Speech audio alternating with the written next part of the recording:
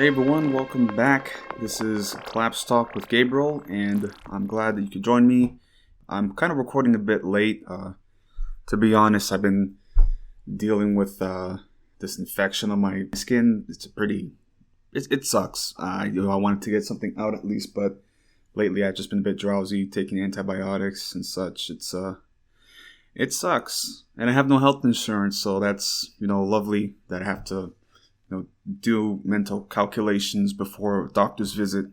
But yeah, I'm okay for now, so I'm just gonna record. I'm recording a bit late, but I'm just gonna talk and put out a new episode, especially with recent developments this week. A lot has happened, so I need to hit while the iron's hot. But yeah, just wanted to talk, just about everything that's happening in the world. It's just, before I do that, just, want to, talk about just personal developments or, just really just trying to segue into that stuff. But, I have a couple weeks before my classes start, so I have that to look forward to. It's like, I'm just like I just wanted to start now because like this wait time is like killing me. But I was talking about starting up with an insurance job, although I had to research and take an exam, a state exam, and I passed. First time pass, although I passed by like 4 points, but a pass is a pass. So that I was really worried about, and I got that. I still have to do because I did the test. So now I have to do fingerprinting and I have to apply with the State Department of Insurance. Still a whole process, but that was the big hurdle. And then also we have to do onboarding for this job. I don't even know what it's going to be about. So yeah, it's like I left this phone banking position. And, honestly, I would have wanted to I still wanted to do the phone banking, but those people were just, it's always one of those things where the job is not the problem. It's the management. And I was doing the job. I was doing it. I know my results and my performance, and I was doing pretty well. And of course, though, these supervisors were only focused on the one or two calls that were a bit off. And they get really hyper fixated on that. And, it's just like they don't pay attention to your results from the last couple of weeks. If you have one bad day where you're a bit behind on goals, they cut your hours. And that to me was unacceptable. And then not only that, we're also putting us in these workshops, just putting us through these little virtual meetings. And, that's the thing about like corporate stuff. I'm sticking with remote because like that they always do this. They always do these meetings where it's like, okay, guys, listen, they got the smile on your face, but it's very obviously like very intimidating, to be honest. Because they say stuff like, well, if we cut you, twice in a week, then you're up for termination. So it's like they threaten you, even though they say that they're trying to look out for you. I'm sorry, that's my cat scratch, and I have to keep her in the room right now because she'll bite my feet. So if you hear scratching, that's her, or meowing. I'll try to edit that out. But yeah, so they just kept putting us through these calls and to these workshops, and they kept chiming in. You're doing great, but you're saying narrow, but it's narrow, okay? So you have to say narrow, okay? And plus, like, we're not really detecting any passion because you're just reading the script verbatim, and we want to make people feel warm and fuzzy, because right now we're discussing women being second-class citizens and of the genocide of trans people and LGBTQ people, right? So yeah, you got to make people feel warm and fuzzy. I'm just like, this is why I can't stand liberals and neoliberal workspaces, because it's this kind of stuff that's just so disconnected.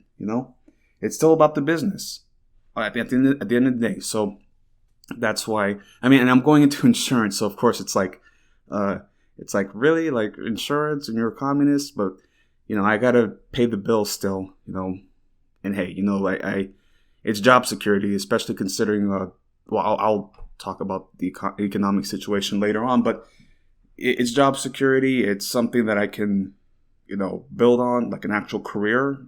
I gotta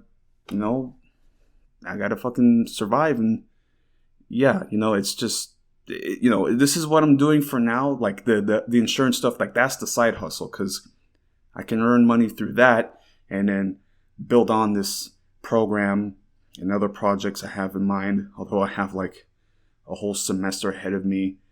I have this last year, hopefully, to get through, and then I got my degree, and it's a lot. It's crunch time. It really is. And, I'm trying to take it easy, although this infection that I'm fighting right now, it kind of sucks. But, yeah. I'm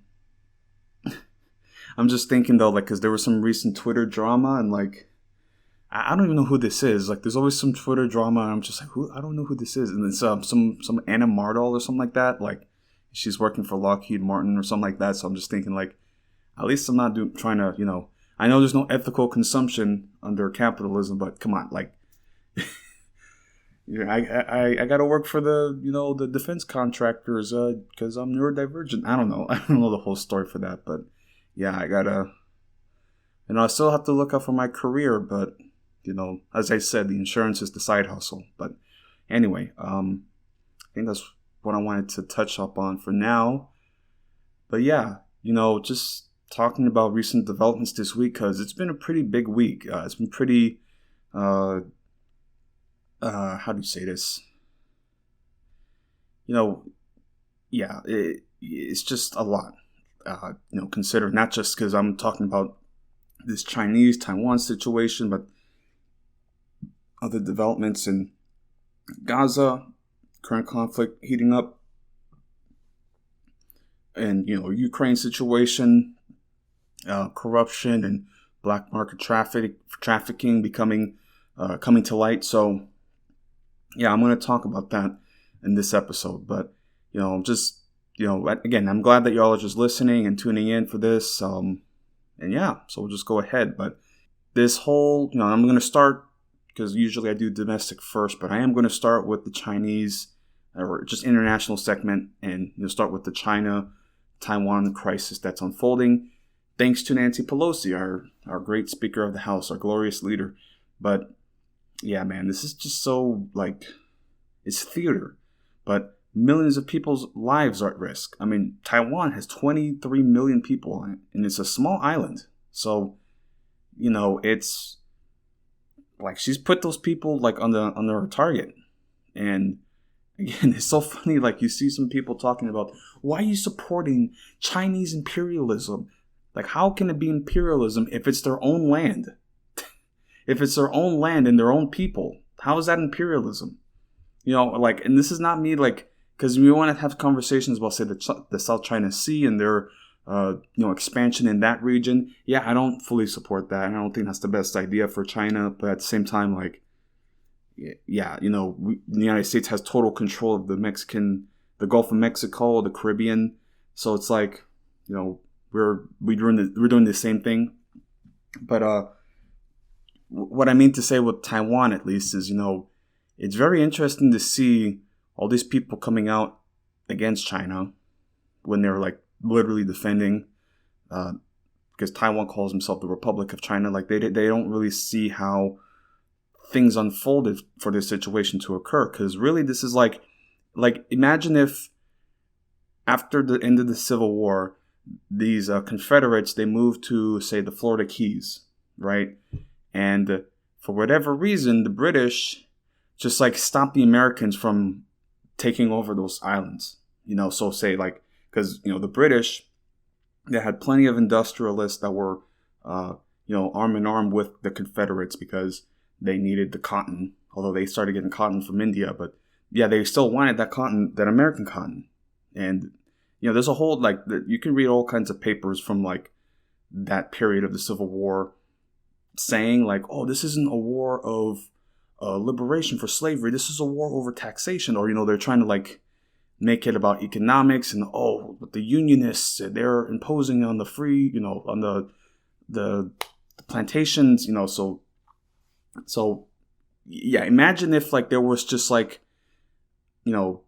Confederates in the Florida Keys from the Civil War, and the UK just like prevented America from ever trying to take over those islands because, like, oh no, but you see, because this is American imperialism, and it's like, bruh, like, come on. Or I heard another example saying like, if China was having their fleets around Hawaii and arming Hawaiians to, prevent occupation from the United States, which would be justified, actually, would be pretty justified.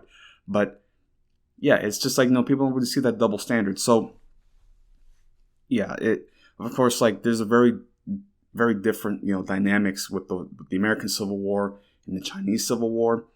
But at the very least, it's just that Taiwan historically has always been part of China, although there are indigenous people there, so there is colonialism there that happens. But it's, yeah, man, a lot of people talking and not really knowing what they're talking about.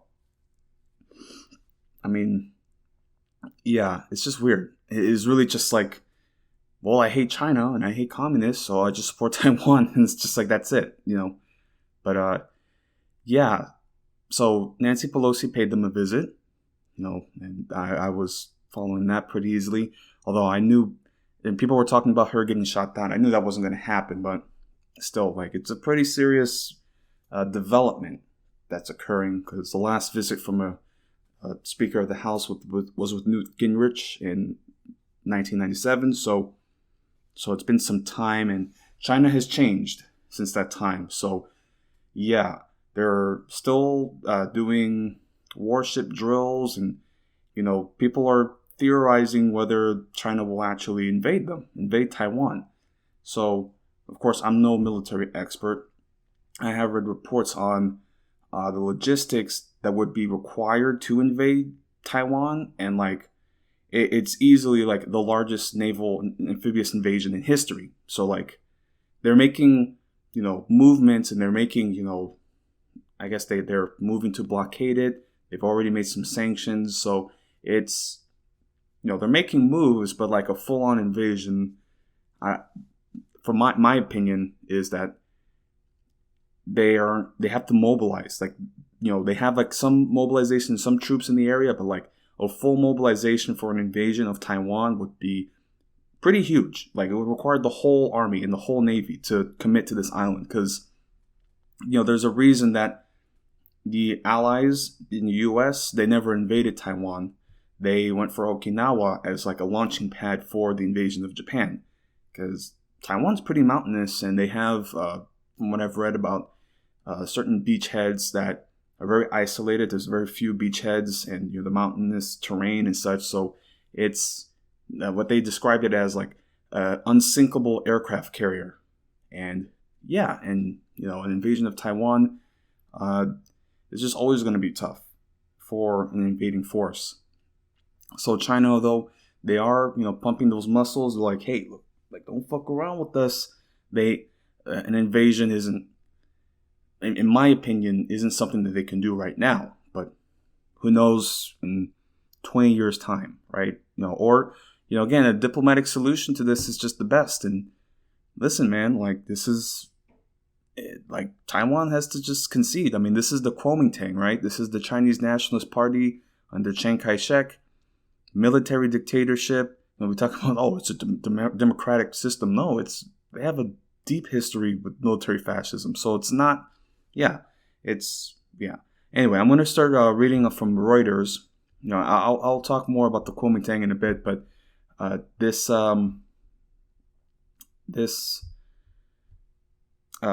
article from Reuters about just warship drills and different military exercises. I mean, they've launched missiles. They've had aircraft, in Taiwanese airspace.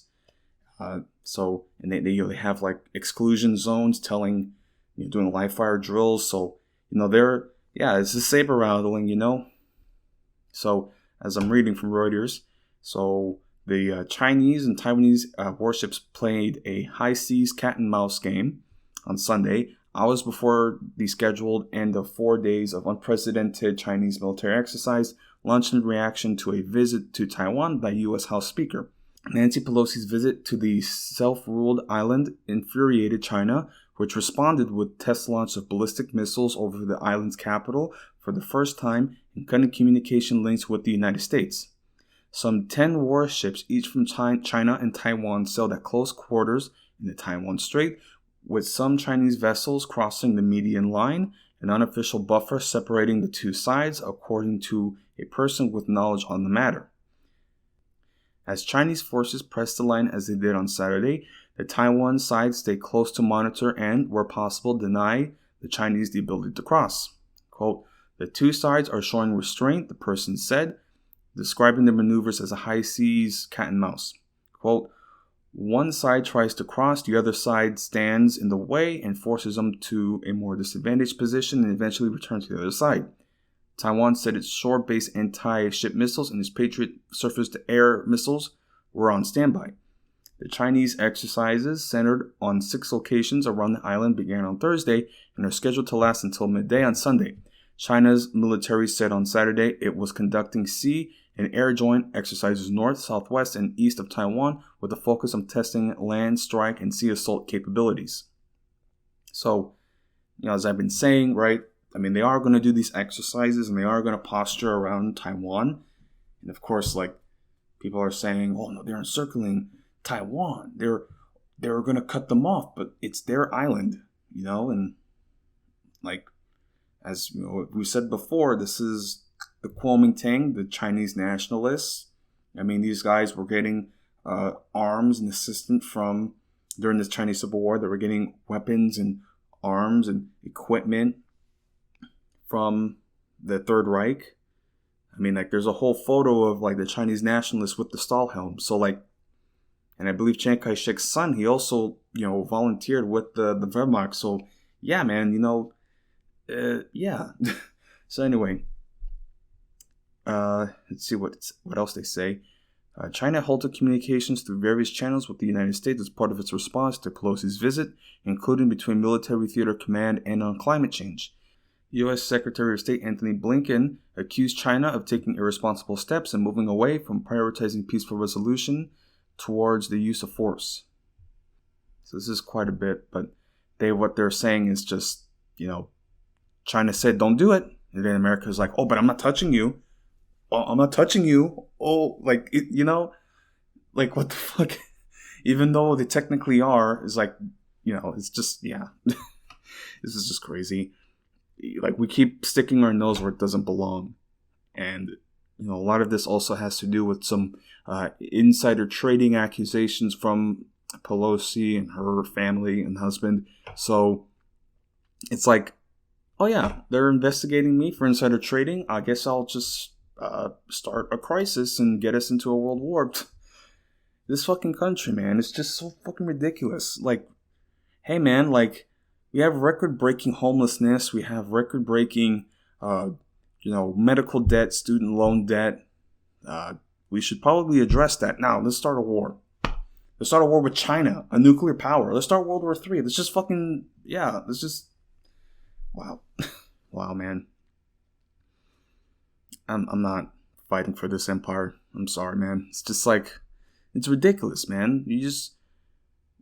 We're asking for very, very basic things, and it's no longer about the costs anymore. And I've said this before, but it's no longer about the cost because we can't afford it. That's obviously bullshit. Right now we have an $800 billion defense budget, so it's we keep putting more and more money towards starting wars, but we don't want to fix things at home. Our infrastructure is quite literally rotting away, and we still don't want to fix anything. And it's why do I have to pay for somebody else? Why do I have to pay for your poor health decisions? Now that's where it's getting. It's no longer, we can't afford it. Now it's just, I don't want to because I'm selfish.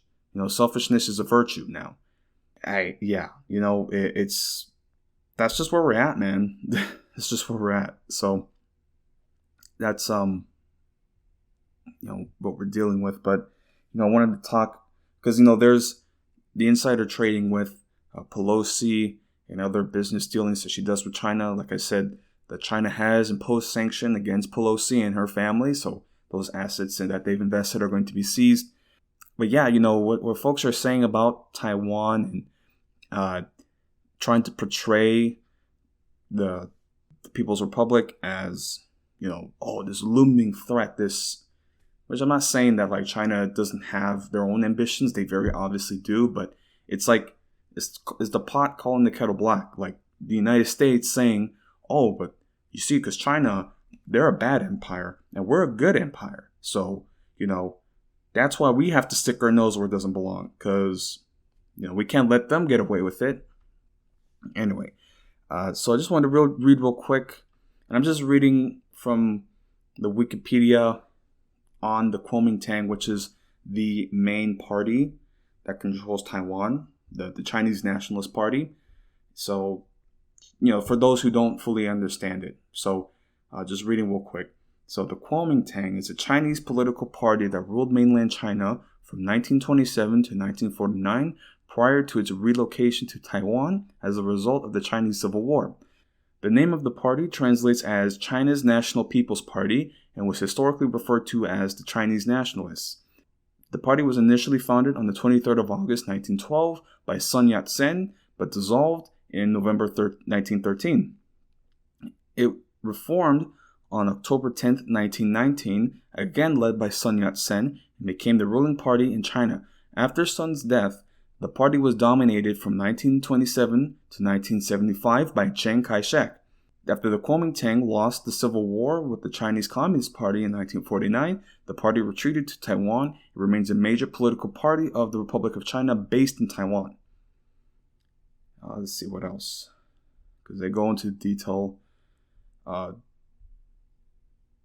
So just reading about the Kuomintang, they talk about, Chiang Kai-shek, of course, being a major political force. They said from 1927 to 75, so that's, almost 50 years of his rule.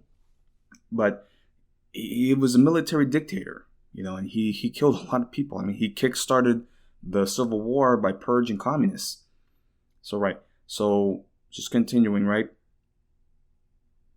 The leadership, the remaining army, and hundreds of thousands of businessmen and other supporters, 2 million in all, fled to Taiwan.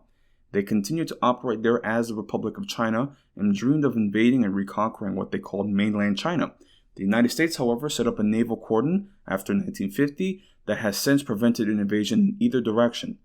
The Kuomintang regime kept the island under martial law for 38 years, killing up to 30,000 opponents during his dictatorial rule by Chiang Kai-shek and his son, Chiang Ching-kuo.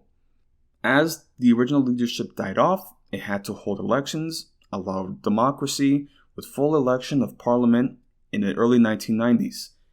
The first direct presidential election in 1996. After a defeat by the Democratic Progressive Party in 2000, the Kuomintang returned to power in the elections of 2008 and 2012. So quite a bit of history. Of course, I kind of that's just a brief summary because, of course, the Civil War and also the invasion by the Japanese. And there's a whole lot to go through that. And, it's like, you have some folks, I don't want to make any names, but there are some really influential people talking about this, and they're very obviously just shit posting, and it's like, they're not, these are the kind of people who, because I shitpost, right? But these are the kind of people who don't really see the big picture of how this escalation of conflict doesn't benefit anyone. It doesn't. And even I believe most Taiwanese, they don't want this conflict. Of course, they don't want China to invade them. They don't want things to escalate. But things are just working fine as they are. Just leave it as is. But after a certain point, they're going to have to, control it some way. They're going to have to impose it. The United States is, we're getting too deep into this. As I said, we have too many problems at home to be sticking our nose here in Ukraine, in Africa, and we have to fix our stuff here, and we're not. And we're just, again, what the fuck, man? You hear all these reports about, oh no, but China's gonna collapse any minute now, any second now, and they're not. And they're doing just fine. I mean, they have their own issues, sure, but bro, how do you look at what's happening in the United States and then think oh no, China's gonna collapse first? Get the fuck out of here, man. It's ridiculous. yeah. So I mean, of course, this as we're just uncovering it, or as we're covering it, it's something we have to keep a close eye on. But yeah, I mean, this is a big development, a big escalation. As I said, the United States is just like, oh, but I'm not touching you. Oh, but I'm not touching you. Oh. Like, bro, after a certain point, you're going to get pushed. And then how is it? Oh, but he pushed me first. But you're in his face. You're like, oh, I'm not touching you. I'm not touching. Like, come on. Like, this is so childish, man. And like, I believe that they're making plans. This strike group, this carrier strike group, is making plans to actually like sail through the Strait of Taiwan, which is such a huge provocation, man. That's huge. Like, how is that acceptable?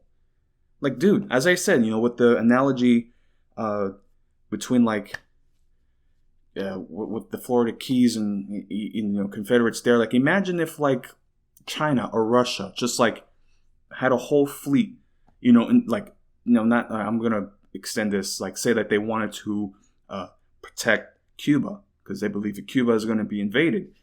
Like, if they sailed a whole carrier strike group through that channel, that whole strait between Cuba and Florida, that would be a huge provocation. That's like quite literally what happened with the Cuba crisis, the missile crisis. So like, again, like, we don't see, it's like imperialism is bad, but we're the good guys and we're the only ones who can do imperialism, but they can't.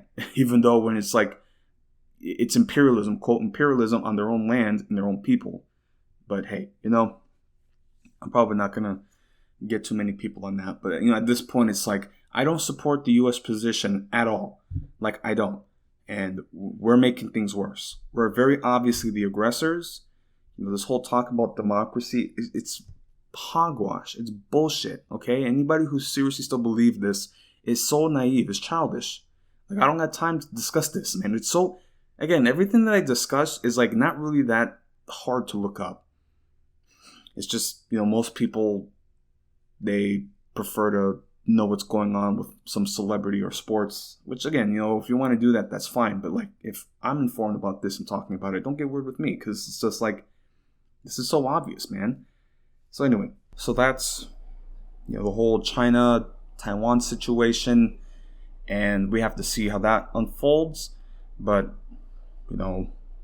that's just another piece of the puzzle of this global crisis. And again, it's like, when you look up the Great War, World War I, World War II, and the lead up to that, like, there was all these little tiny conflicts before, and then it grew into a larger world war. So, who knows? I mean, yeah. Again, if we get nuked, that's just the end of that. But a conventional war, that is going to be a slow death. That's going to be prolonged. And that's, again, I'm 26 now, so I'm technically not in the selective services, but I read that it goes until like under emergency circumstances, like until your 30s. But like, bro, I'm not fighting for this empire. It's not happening. I'm not gonna go abroad. I'm not gonna go to the Pacific and get my leg blown off, and then when I get back here in America, end up like one of these homeless veterans that like they got a missing arm or leg, and it's like, oh well, yeah, because clearly this guy's a freeloader, right? This guy's it's ridiculous, man. It's just, yeah, whatever.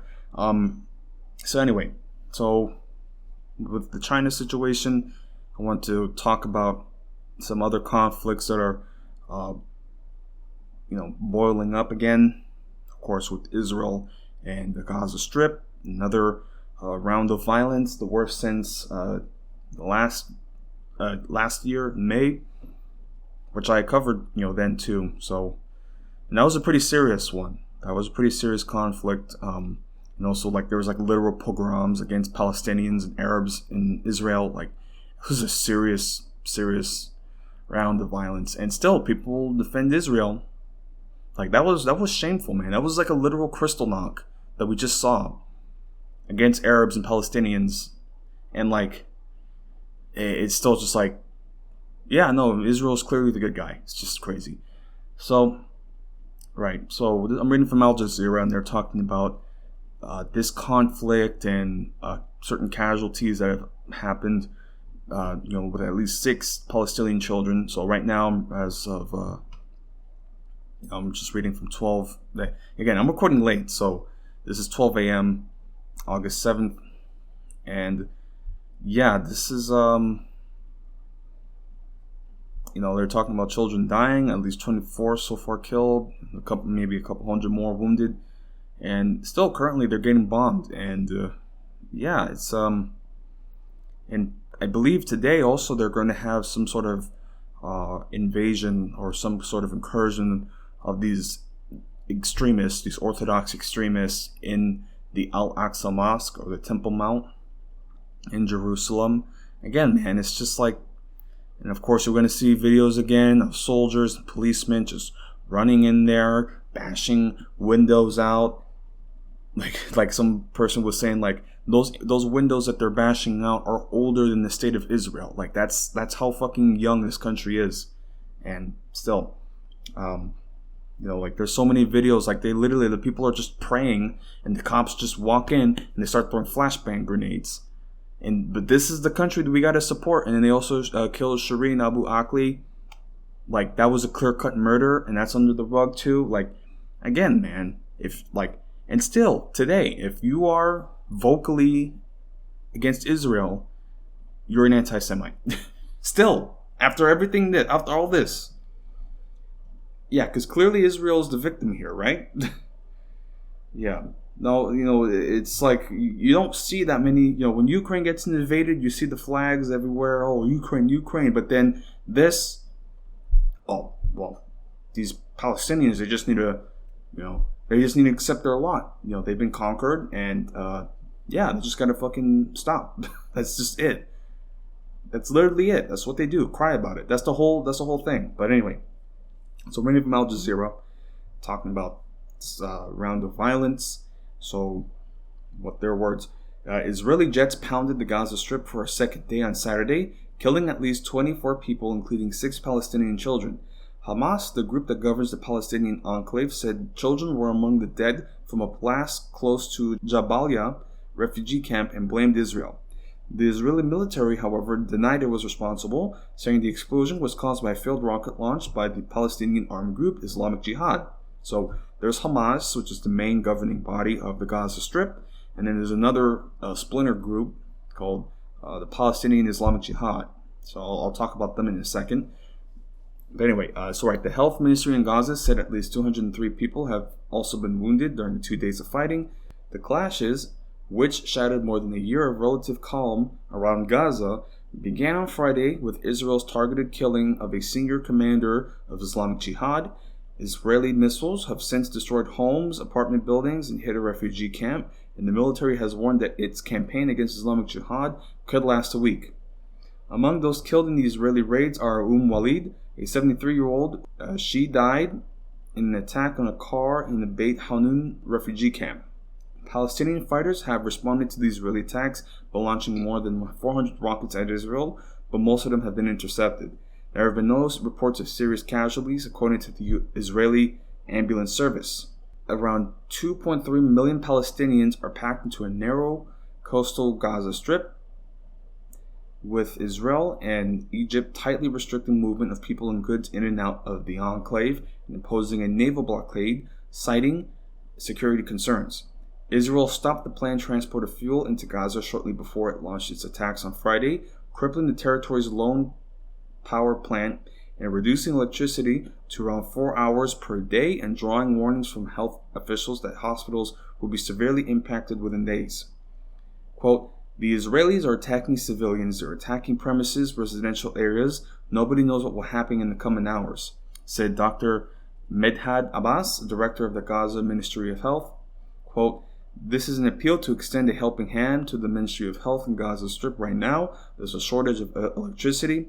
It's been declared now that it will only be 4 hours a day. This means we will rely in the hospitals on generators. Generators consume 500,000 liters every month. We do not have this fuel right now." Egypt's President Abdel Fattah al-Sisi said Cairo is talking around the clock with both sides to ease the violence. An Egyptian intelligence delegation headed by Major General Ahmed Abdel Khalik arrived in Israel on Saturday and would be traveling to Gaza for mediation talks. Two Egyptian security sources told Reuters news agencies they were hoping to secure a day's ceasefire in order to carry out the talks, the sources added. Quote, intensive efforts have been made this evening, and the movement listened to the mediators, but these efforts haven't reached an agreement yet, an Islamic Jihad official told Reuters late on Saturday. The Israel-Gaza frontier has been largely quiet since May 2021, when 11 days of fierce fighting led to at least 250 in the enclave and 13 in Israel dead. So, yeah. And then they also talk about a teenager that had died previously. So there are some certain commanders in the Islamic Jihad that were killed. But yeah, they also killed some teenager. So it's always like things escalating from that. But yeah, man, this conflict is just, again, every single time it's Israel killing somebody, then people are mourning about it, protesting about it, and the snipers keep shooting them. And then what a surprise, now they're going to start launching rockets at us, and then Israel has to cry, oh, but they keep launching rockets at us. Oh, we can't colonize their land anymore. It's just ridiculous, man. And I talked about in when I was covering the last round of violence, I got in touch with this Israeli friend that I had, just a childhood friend, and just to get her opinion on it. And I didn't even know at the time. I thought she was like a lawyer or something, but like through talking with her, she said, "Oh no, I'm with the Department of Defense." I'm like, "Huh? So you're a Mossad agent?" So it's just like, yeah, I don't. Anyway, that's just a little anecdote there. But yeah, it's just, it just speaks to like, you can know somebody and you're getting along fine, but then you realize, oh wait, they're fighting for like a colonial project. And I don't know, yeah, it's like a point where it's like I have to put my foot down on this. But yeah, so I was talking about this Temple Mount incursion that's going to happen possibly today. So yeah, some Jewish extremists, they plan on going into the Temple Mount Alaska Mosque and causing some trouble. So, but of course, they're practicing their faith, right? But you see, because they're just practicing their faith, and they're just, meanwhile, like they're literally having like all kinds of slogans like "Death to Arabs." Like if you ask them, do you think Israelis and Palestinians should get married? No, like they yeah, it's weird. It's, again, like religion is a hell of a drug. I know, it comes across as being like a cringy atheist, Reddit atheist, but like, bro, like how the fuck do you see this and be like, yes, this is positive development for human, yeah. So, yeah. So anyway, so I'm reading from Jerusalem Post just about this planned demonstration from Jewish extremists in Jerusalem, just trying to, this is going to cause more trouble, man. There's going to be more clashes because of course the Muslims are going to mobilize and defend their temple. It's just ridiculous, man. Again, man, it's just like you talk about like, hey, you guys can just live in peace and like not fight each other. Oh, but you don't know, you're just sticking your nose where it doesn't belong. It's like, hey, or maybe just don't be a racist, don't be a extremist, just live in peace. It's fucking crazy. But yeah, so reading from Jerusalem Post, the ascension of Jewish worshippers to the Temple Mount as part of Tisha B'Av prayers began on Sunday despite security concerns. The Temple Mount administration is expecting a record number of Jewish worshippers. After thousands of worshippers filled the Western Wall Plaza throughout the night under the security of Jerusalem police, this morning's morning prayer has already begun. The police conducted a situation assessment on Sunday morning, headed by Police Chief Yaakov Shabtai, and were preparing for the start of the ascension to the Temple Mount, stating that the police intend to prevent provocations and ensure that there are no clashes between Arab and Jewish worshippers on the Temple Mount, according to a police statement, which is obviously bullshit. They're just going to harass all the Arabs. This is what they do every time. Like, there's like this whole videos of like cops just like kicking kids and like women. Like, they're just like, these guys are fucking bullies, man. So, right. And this is happening right now. You know, like, this is something that's going to happen. Like, I can probably see on Twitter if they're actually doing anything right now. But yeah, like, it's crazy. So anyway, so on Saturday night, Prime Minister Yair Lapid held a special assessment on the situation against the backdrop of Operation Breaking Dawn, in which he decided not to cancel the Jewish ascent to the Temple Mount due to fighting against the Islamic Jihad. It was also decided, for the time being, to allow Otzma Yehudit head MK Itamar Ben-Gvir, I hope I'm saying that right, Itamar Ben-Gvir, to join worshippers. Ben-Gvir is set to reach the Temple Mount at around 8:30. In response to Ben-Gvir's announcement, he received murder threats on his cell phone and Facebook. "We will cut off your head," the threats read. Quote, "The threats will not scare me and I will not submit to them. The police should catch the perpetrators and arrest them immediately. This morning I will go to the Temple Mount and remind everyone that we are the owners of the holiest place for the people of Israel." Yeah. So, great language there. Right. So, yeah, it's, we cannot give in to the jihadi terror. We are the rightful owners of the state of Israel. As long as we act like it, our enemies will get the message. So it's just clear Zionist, like colonialism, like just, this is ours. We won. Cry about it. It's crazy. And then reading from comments from Hamas. Hamas stated about the Israeli plans to storm the Al-Aqsa Mosque that it, quote, rejects the Israeli occupation's permission for extremist Zionists to storm the Al-Aqsa Mosque tomorrow. We hold the Israeli occupation fully responsible for the repercussions of this violation committed amid the Israeli aggression against the Gaza Strip.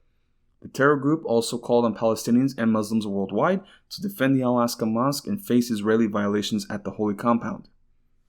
Right. So, yeah, that's just something we got to follow up on. Let me actually look up and see if there's any footage on this, because it's like they're doing this right now. So let me see real quick. Alaska. Who knows? They're going to try to do something. So that footage is going to come out eventually. But yeah, that's what they're doing. And of course, as he said, we are the rightful owners of Israel. So cry about it, cope and see. That's the whole attitude of it. The same way like a lot of white folks have in the U.S. Well, we came to this land and we conquered it. So cry about it. That's literally what they do. It's just crazy. So that's just some, comments and certain actions taken by, both sides, Hamas and the IDF, Israel.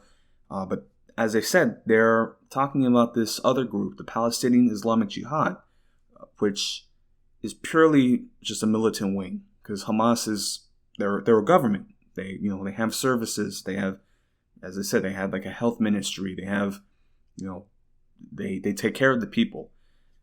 However, this Palestinian Islamic Jihad is just a military or militant group that is armed by Iran. They do receive funding from an army from Iran. So, yeah, it's what I think is more just like Hamas is trying to take the more moderate position now, where they're willing to make compromises with Israel. Meanwhile, the Palestinian Islamic Jihad is straight up just like, nope, we are taking the fight to Israel. So, like, yeah, that's just what they're doing. So I'm reading again from Al Jazeera, and they're talking about how this group was founded in 1981 with the aim of establishing a Palestinian state in the occupied West Bank, Gaza, and other areas of what is now Israel. Israel has repeatedly launched air raids on the Gaza Strip, killing at least 15, including a commander of the Palestinian Islamic Jihad movement who was targeted on Friday. So this is a bit earlier, but yeah. So After bombing Gaza, Israeli Prime Minister Yair Lapid described the Palestinian Islamic Jihad, or the PIJ, as, quote, an Iranian proxy that wants to destroy the state of Israel. While it does not have the long-range rockets as Hamas, the group that governs Gaza, PIJ, does have a significant arsenal of small arms, mortars, rockets, and anti-tank missiles, and an active armed wing called the Al-Quds Brigades. Quote, the Islamic Jihad is known to oppose the peace process and the negotiations approach with Israel. It adopts an armed struggle against the Israeli occupation like Hamas. The Islamic Jihad is a very close ally with Iran. Because of the links to Iran, we are seeing one of the causes of Israel's attacks. Ibrahim Farhat from the Doha Institute told Al Jazeera. So as I said, they're a militant wing. I believe they're more hardlined, and they don't want to make negotiations or any kind of compromises. They just want to fight. And as I said, they were founded in 1981 by Palestinian students in Egypt with the aim of establishing a Palestinian state in the occupied West Bank, Gaza, and Israel. Islamic Jihad is the smaller of the two main Palestinian groups in the Gaza Strip and is vastly outnumbered by the governing Hamas group. Though it is a small group, Islamic Jihad is very efficient and highly organized. There is a strong order within the party itself, said Farhat. Despite its small size, it has participated in all the confrontations with Israel. So, yeah, they're a guerrilla group, and Hamas is a governing body. They're basically like, Gaza, it's not officially a country, but they have services, they have a military, they have, so they operate as a country, and Hamas is the governing body, but, so they kind of have to negotiate and make compromises because they need peace to govern, right? But the PIJ, they're just, small militant group that can, do little attacks here and there and, just melt away, again, there's security in smaller numbers. And as they said, they have more control over the party. So again, this is, they say they have about 1,000 fighters. Yeah, so it's a small group, but again, they can make small precision strikes and take the fight wherever they can, and then just melt away. And of course, though, Israel is like, they have a sledgehammer, so it's like you get bit by a mouse, and then you have a sledgehammer just like bashing the whole place, and then everybody gets hurt. But of course, what you see, because these guys, they made me do it. Yeah. So right, talking about this commander that got killed, the Palestinian Islamic Jihad has become the driving force in confrontations with Israeli forces. Friday's air raids killed Taysir al-Jabari, a senior figure and the commander of the movement's northern region.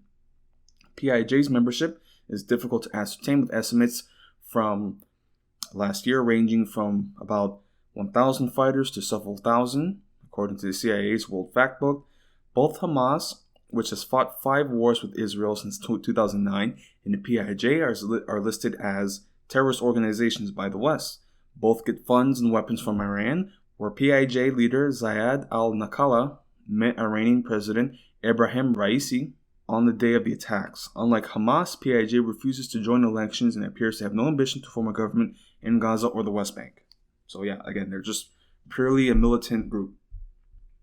But yeah, they're taking the fight, and they're just, again, Israel is dropping bombs again, and they're just saying like, oh, look what you made me do. I mean, you're forcing my hand.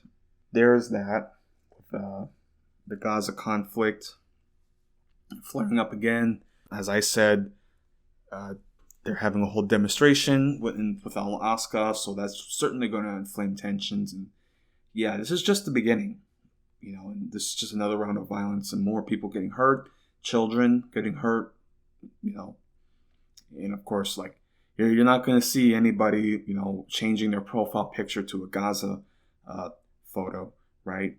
I talk about this sort of stuff, and it's just, with the normies, they don't pay attention to this. But then a Ukraine war, oh my God, it's such a tragedy. Oh, what?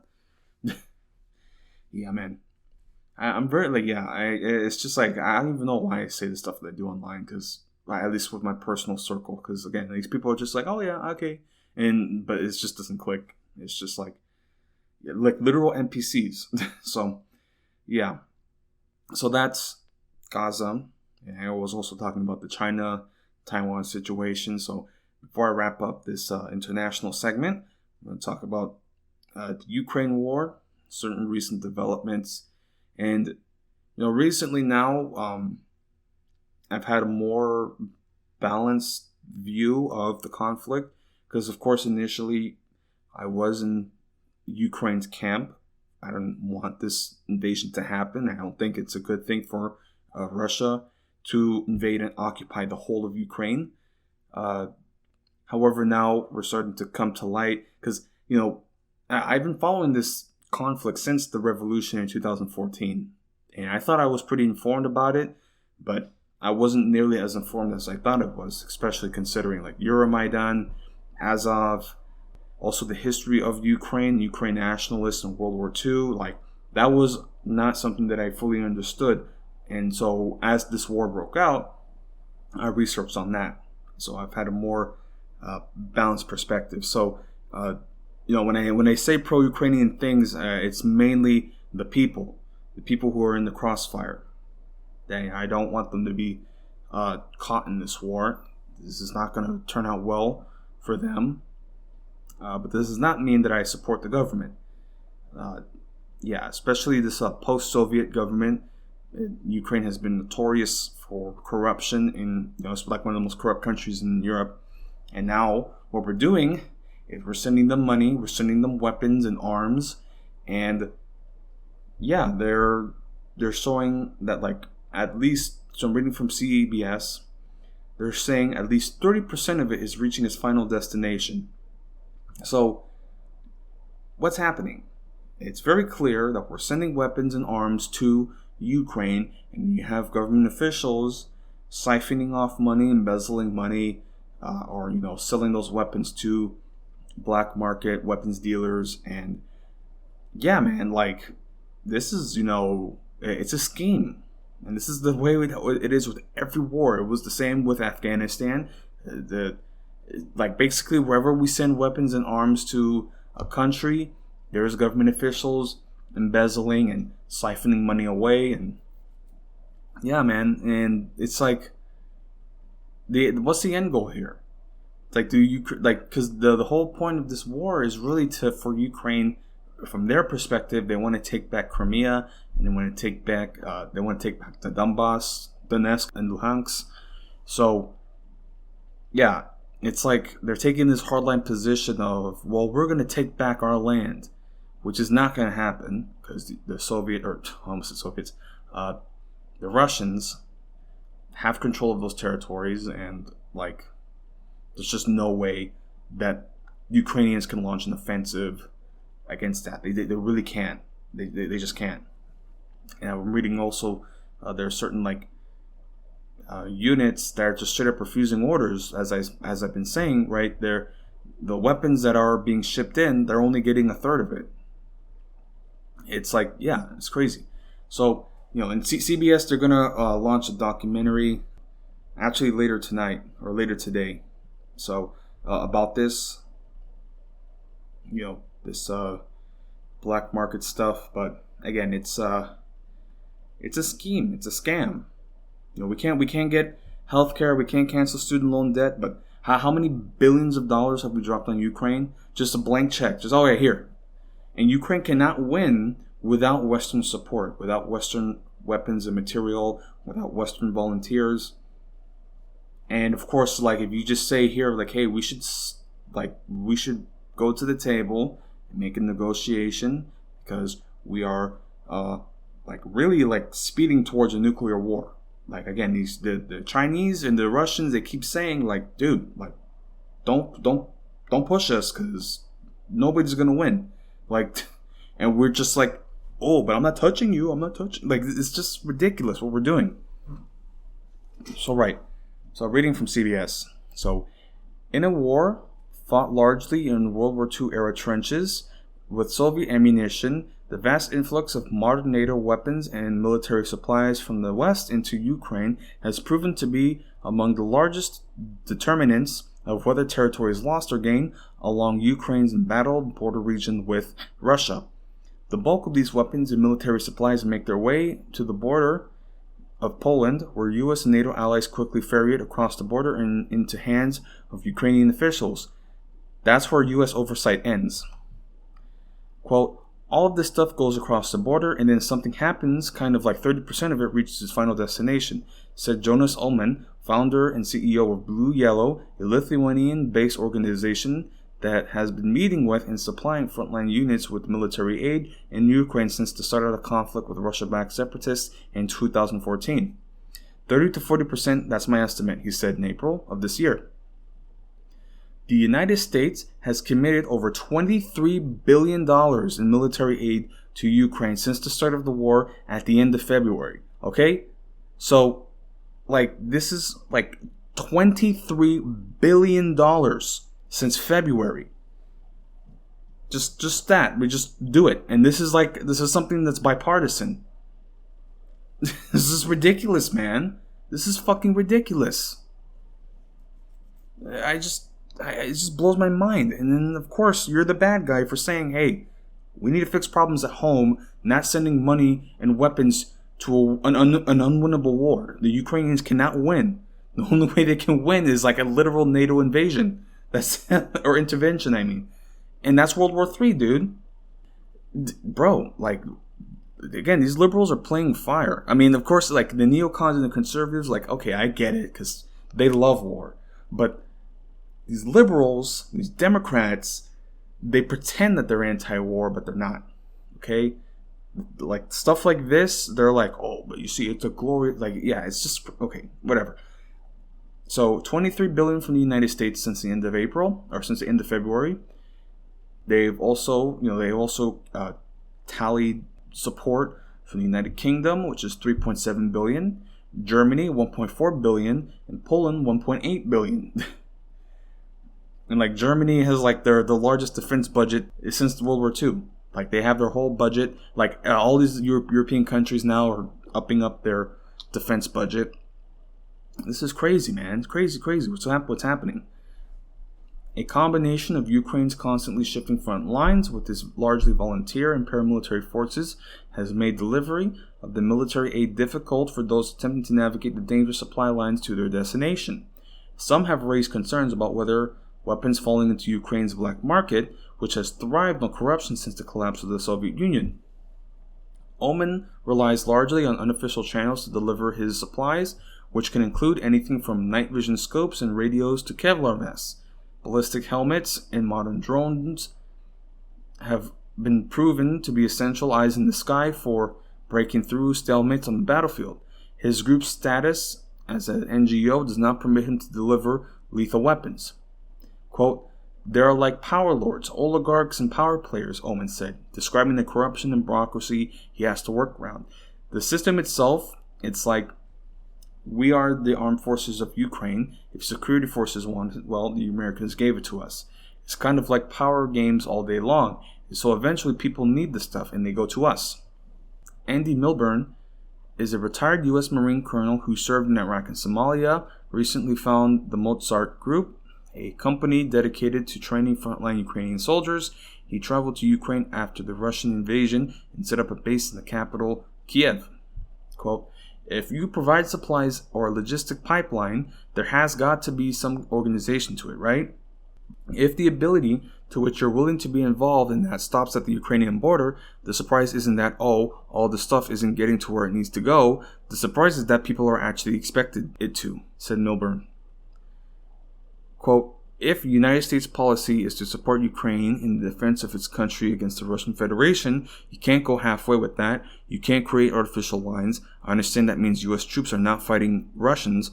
I understand even U.S. troops are not crossing the border. But why not at least put people in place to supervise the country? They can be civilians to ensure that the right things are happening, he said. In July, Ambassador Bonnie Denise Jenkins, Undersecretary for Arms Controls, and the International Security at the U.S. State Department said, quote, "The potential for illicit diversions of weapons is among a host of political, military, and human rights considerations." But she added, quote, "We are confident in the Ukrainian government's commitment to appropriately safeguard and account for the U.S. origin defense equipment." So, right.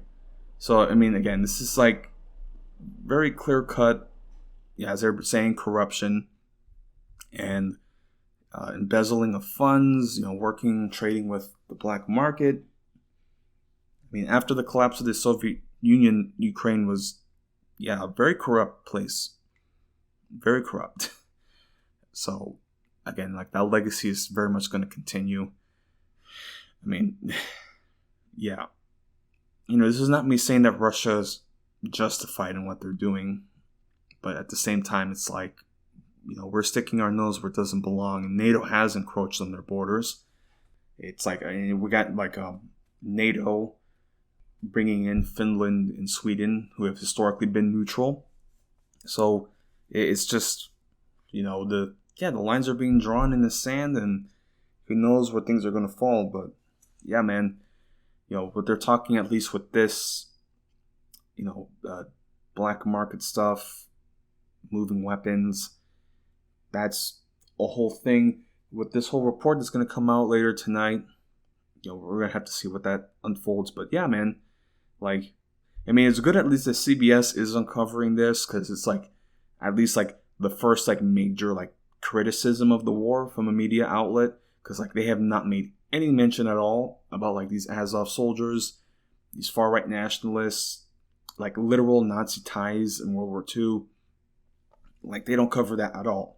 So this might be the first step towards a more nuanced perspective on what's happening. As they said, we have dropped $23 billion. $23 billion, man. This is ridiculous. What the fuck, man? And of course, nobody's concerned about the costs when it comes to a 20-year war in Afghanistan, trillions of dollars down the drain. Right? Nobody's concerned about the costs, like with 23 billion. Like, you don't hear anybody talking about that. But of course, but we can't get healthcare. We can't, the infrastructure. Like, these assholes, I mean, luckily they passed it. They did a revote on it. But these assholes, they denied healthcare coverage to veterans who worked around burn pits or on these toxic chemicals and fumes. They denied it. And because of the outrage and lobbying from Jon Stewart, representing the USO and these veterans, they passed it. Like, these guys, like, this is so ridiculous. This is like a circus of a country we have. Like, these conservatives were literally fist bumping each other after the vote denying the coverage. Like, these people are evil, okay? These people are evil. It's ridiculous, man. And then they go to these rallies talking about the troops. Oh, no, but you got to support the troops. But yeah, man, this is ridiculous, man. As I said, like, I'm not fighting for this empire. I'm not. Like, this is ridiculous, man. We do everything possible to get ourselves involved in these conflicts that we have nothing to do with. Like, this whole Ukraine crisis wouldn't have happened if the U.S. didn't get involved, sticking our nose in the region. It wouldn't have happened. I mean, because why is it happening now? Maybe because we're meddling in their affairs. Maybe because we're encircling and, we got the Baltic states under NATO control. And, Ukraine is like the last, like, especially since it's like the Black Sea. Yeah, there's just so much. There's so much. But, yeah, man, just continuing, right? So I'm reading from the Financial Times, also talking about weapons smuggling, and there are opinions on this. So NATO and EU states are pushing for better tracking of weapons supplied to Ukraine in response to fears that criminal groups are smuggling them out of the country and onto Europe's black market. Since Russia launched its war against Ukraine, Western states have pledged more than $10 billion in military support, from portable rocket launchers and armored vehicles to rifles and vast amounts of ammunition. A number of NATO member states are discussing with Kiev some form of tracking system or a detailed inventory list for weapons supplied to Ukraine. Two Western officials briefed on the talks told the Financial Times. Ukraine's government is setting up more extensive weapons monitoring and tracing system with the help of Western countries, a third person familiar with the situation said. Quote, all these weapons land in southern Poland, get shipped to the border, and then are just divided up into vehicles to cross. Trucks, vans, sometimes private cars, said one of the Western officials. And from that moment, we go blank on their location. We have no idea where they go, or where they're used, or even if they stay in the country. The potential for U.S. weapons sent to Ukraine to fall into the wrong hands is among a host of considerations, given the challenging situation on the ground, said Bonnie Denise Jenkins. Right, I quoted her earlier. The U.S. very seriously takes our responsibility to protect American origin defense technologies and prevent their diversion or the illicit proliferation. Jenkins told reporters in Brussels, adding the U.S. was in continued contact with Kiev on the issue, and we are confident in the Ukrainian government, commitment to appropriately safeguard and account for U.S. weapons, Jenkins said. Yuri Sak, an advisor to Ukraine's defense minister, said, quote, any movement of weaponry, either into Ukraine or out of Ukraine, when such movement is required for repairs when necessary, is very closely monitored and supervised by both Ukraine and other international partners. The issue of arms trafficking from Ukraine was discussed at a meeting of EU interior ministers this week, while on Monday the European Commission launched an EU support hub in neighboring Moldova to provide expertise and cooperation to combat issues such as weapon smuggling. Quote, it's hard to avoid trafficking or smuggling. We didn't achieve it in former Yugoslavia and probably won't avoid it in Ukraine. Jana Chernokova said, the Czech defense minister, told reporters in Prague on Friday. She said she trusted the donor countries were taking all necessary steps to track weaponry, but warned that it would not be possible to follow every item. Europol, the EU's law enforcement agency, said in April that its investigation indicated that weapons trafficking from Ukraine into the bloc to supply organized crime groups has begun. It was a potential threat to EU security. Quote, the Russian war of aggression against Ukraine has resulted in the proliferation of a significant number of firearms and explosives in the country, Europol said in a briefing note sent to governments.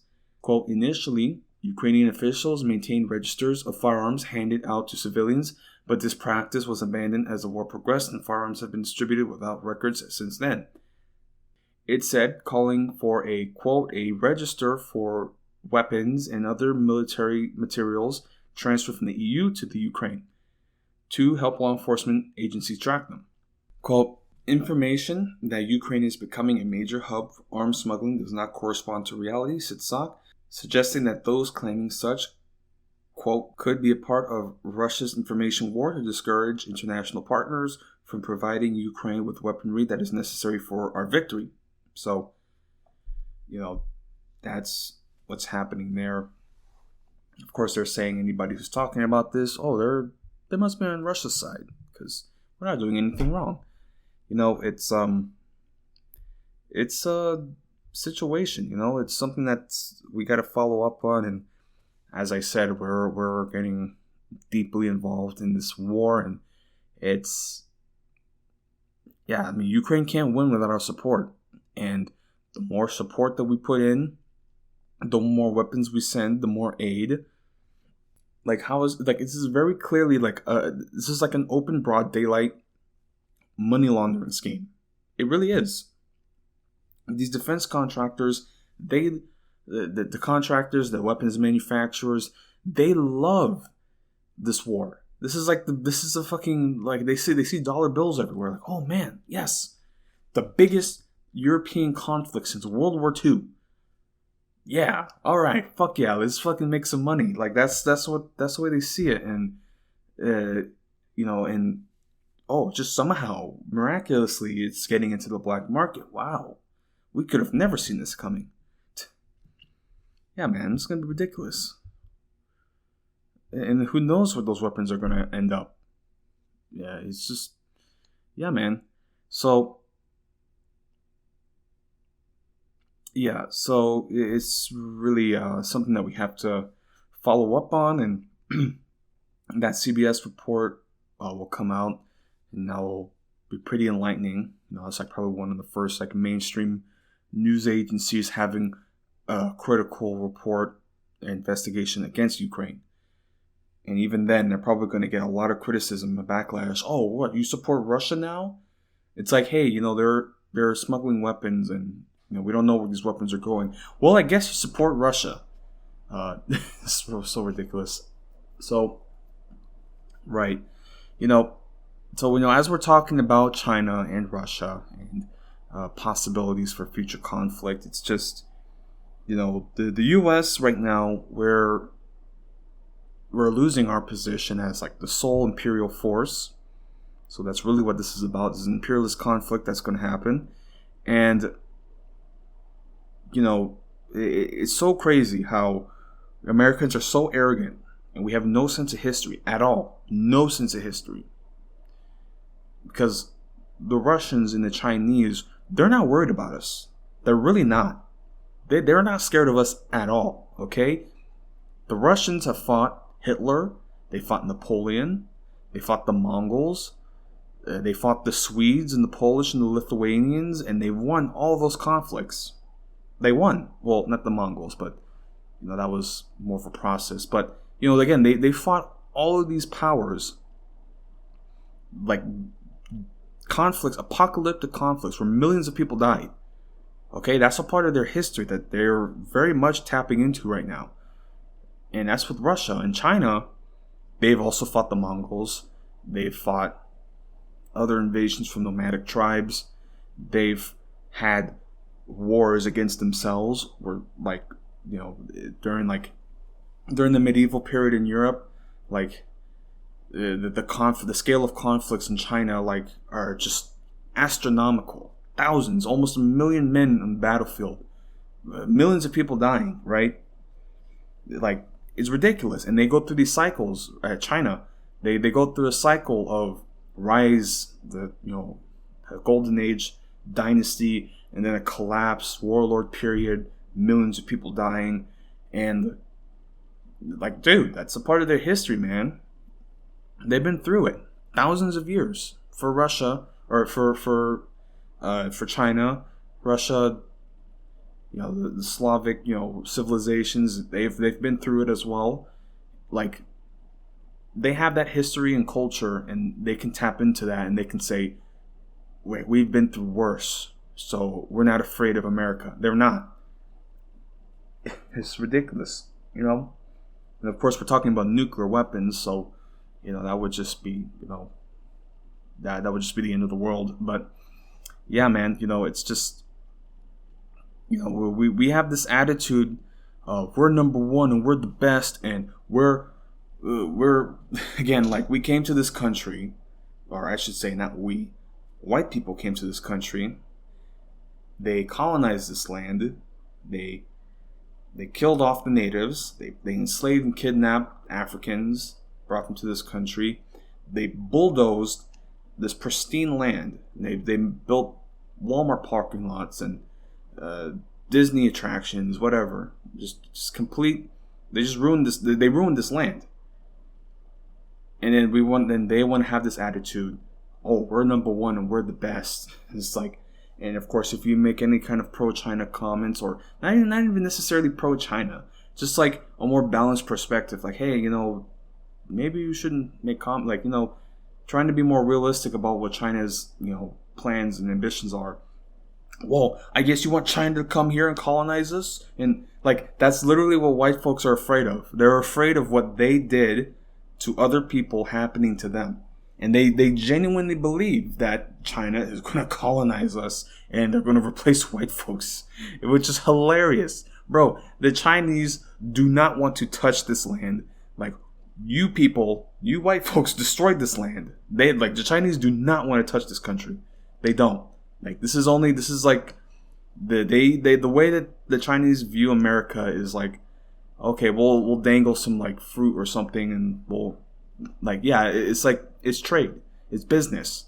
But they might send their kids here to get an education, but those kids, they come running back to China because, like, this place is just beyond repair. It really is. This place is beyond repair. So, China, if they had wanted to, they could have very easily colonized Alaska, parts of California. Like, they had treasure fleets in Africa, bro. Like, if they really wanted to colonize this country, they would have done it hundreds of years before the Spanish, before the British. If they really set their mind to it, but they didn't, because they had everything that they needed. Like, why am I going to go across into some uncharted territory when I could just stay here and we already got like almost 1 billion people? Like, yeah, anyway, I'm getting ahead of myself. It's just crazy, Yeah. This conflict. And again, Nancy Pelosi just poking the dragon, and now Taiwan's about to get, blockaded probably. Who knows if they will get invaded. As I said, though, like, a naval invasion of Taiwan would be a huge undertaking. It would be the largest naval invasion in history. So it would, the mobilization that we're seeing is purely military exercises. Like, a full-scale mobilization, actual invasion, would not be something that, like, it'd be pretty obvious. Yeah. So anyway, so that's the international segment. And I'm going to continue on with the domestic segment, just talking about our situation in the U.S. Things are, they're not looking good. Well, I mean, we've had some economic developments, and we had some shrinking in the economy, and that's just something that we got to follow up on, that we're having to live with. There's inflation, wage stagnation, wealth accumulation, all these different problems.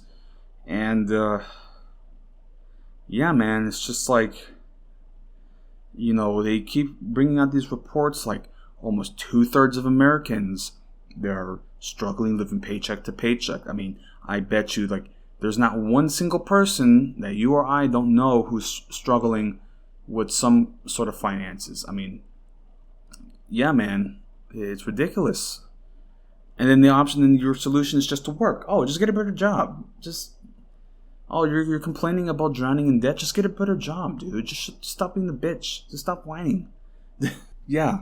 Hey, you're drowning in debt. That's your fault, But yeah, anyway. But we're just following some economic developments, and they're making these quarterly reports, and what they've stated is that the U.S. economy has shrunk for a second consecutive quarter, which is, or it was, the official sign of a recession.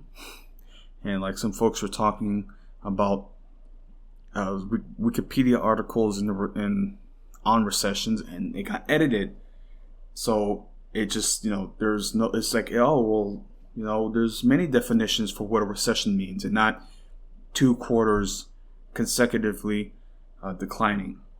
So I've been saying this for a while. We are in a recession. We're very, very likely going to experience a depression, especially with certain diseases that are popping up again.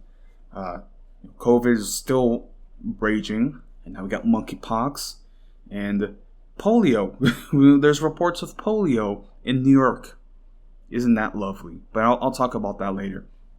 But yeah, man, we're very, very much on thin legs here, man. We really are. So, reading from CNN. The U.S. economy shrank again in the second quarter, the Bureau of Economic Analysis said on Thursday.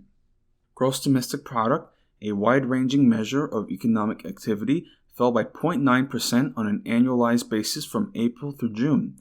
That decline marks a key symbolic threshold for the most commonly used, albeit unofficial, definition of a recession as 2 consecutive quarters of negative economic growth.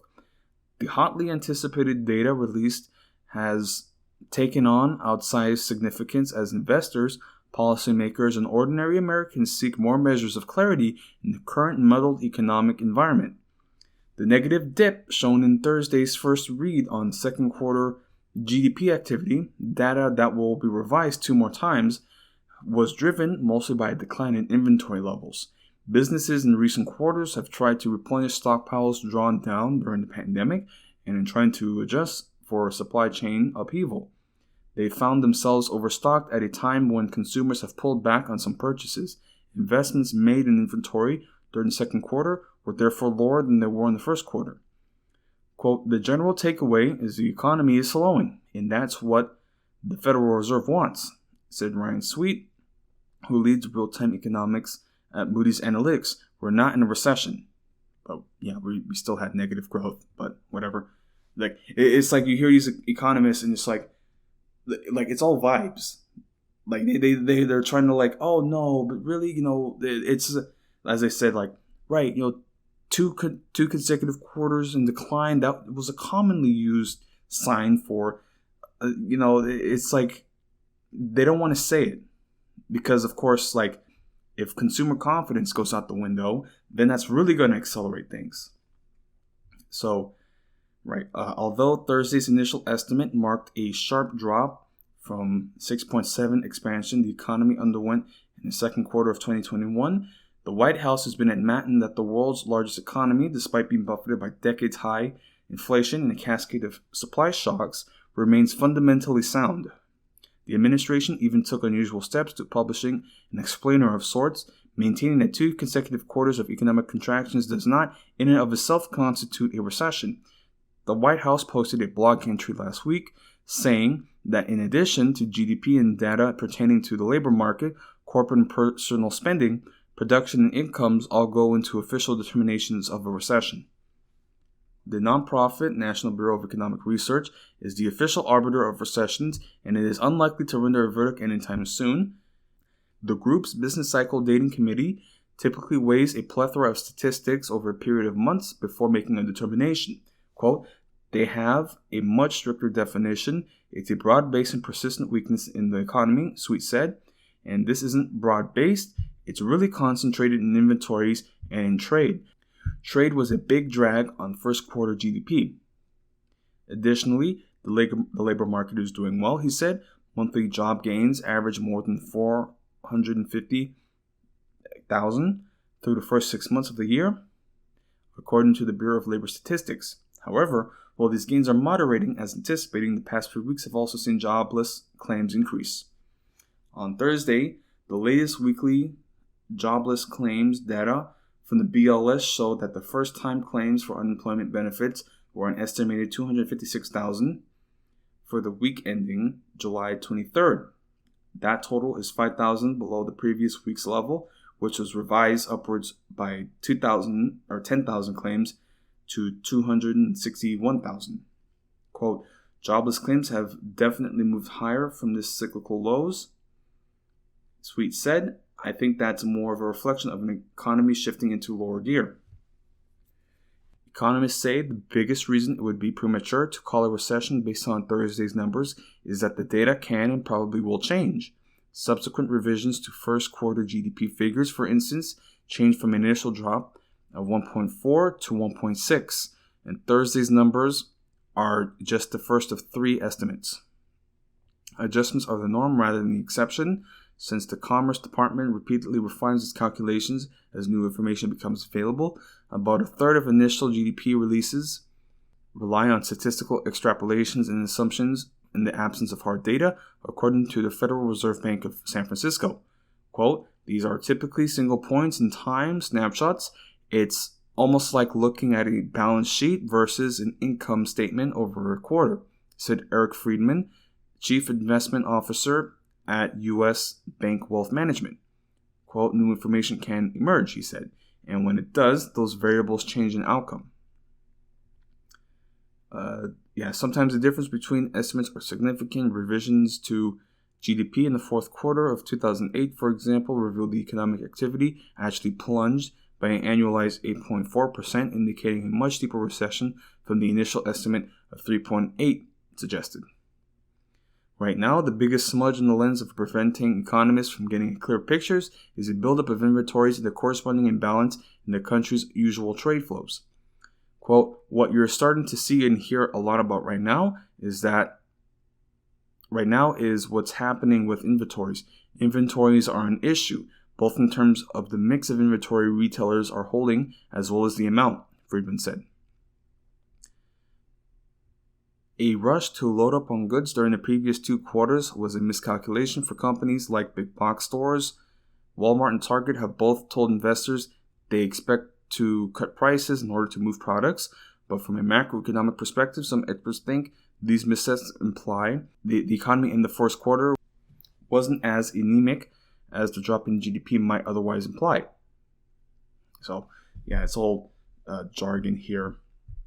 But yeah, they're talking about contractions, and they don't want to say that it's a recession because, oh no, you see two quarters, that's not a recession. And then they also talk about jobs and such, right? So yeah, but really, as they were talking about with inventories, it's piling up, and there's not enough consumption to take that out. And so they're talking about making price cuts to get that inventory out. It's I would think that the biggest sign of a recession is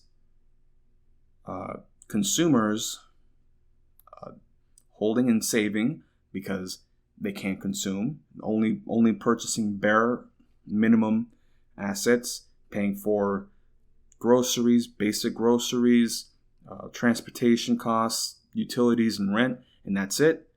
And then slowly but steadily you start seeing other retail stores and other businesses going out because people aren't consuming, they're not spending, they're saving. So again, I'm not like super in depth with economics, but they're trying to mince their words, and they're trying to like beat around the bush because they don't want to say it outright. They really don't, because right now a recession and depression will really fuck things up. Like really, like yeah, because I have to finish The Grapes of Wrath, but I'm reading through this and I'm just like, dude, like, I'm reading about like the people helping each other out and like the sense of community, and again, of course it might be a little more nostalgic, but I'm just thinking like, this is not going to happen here.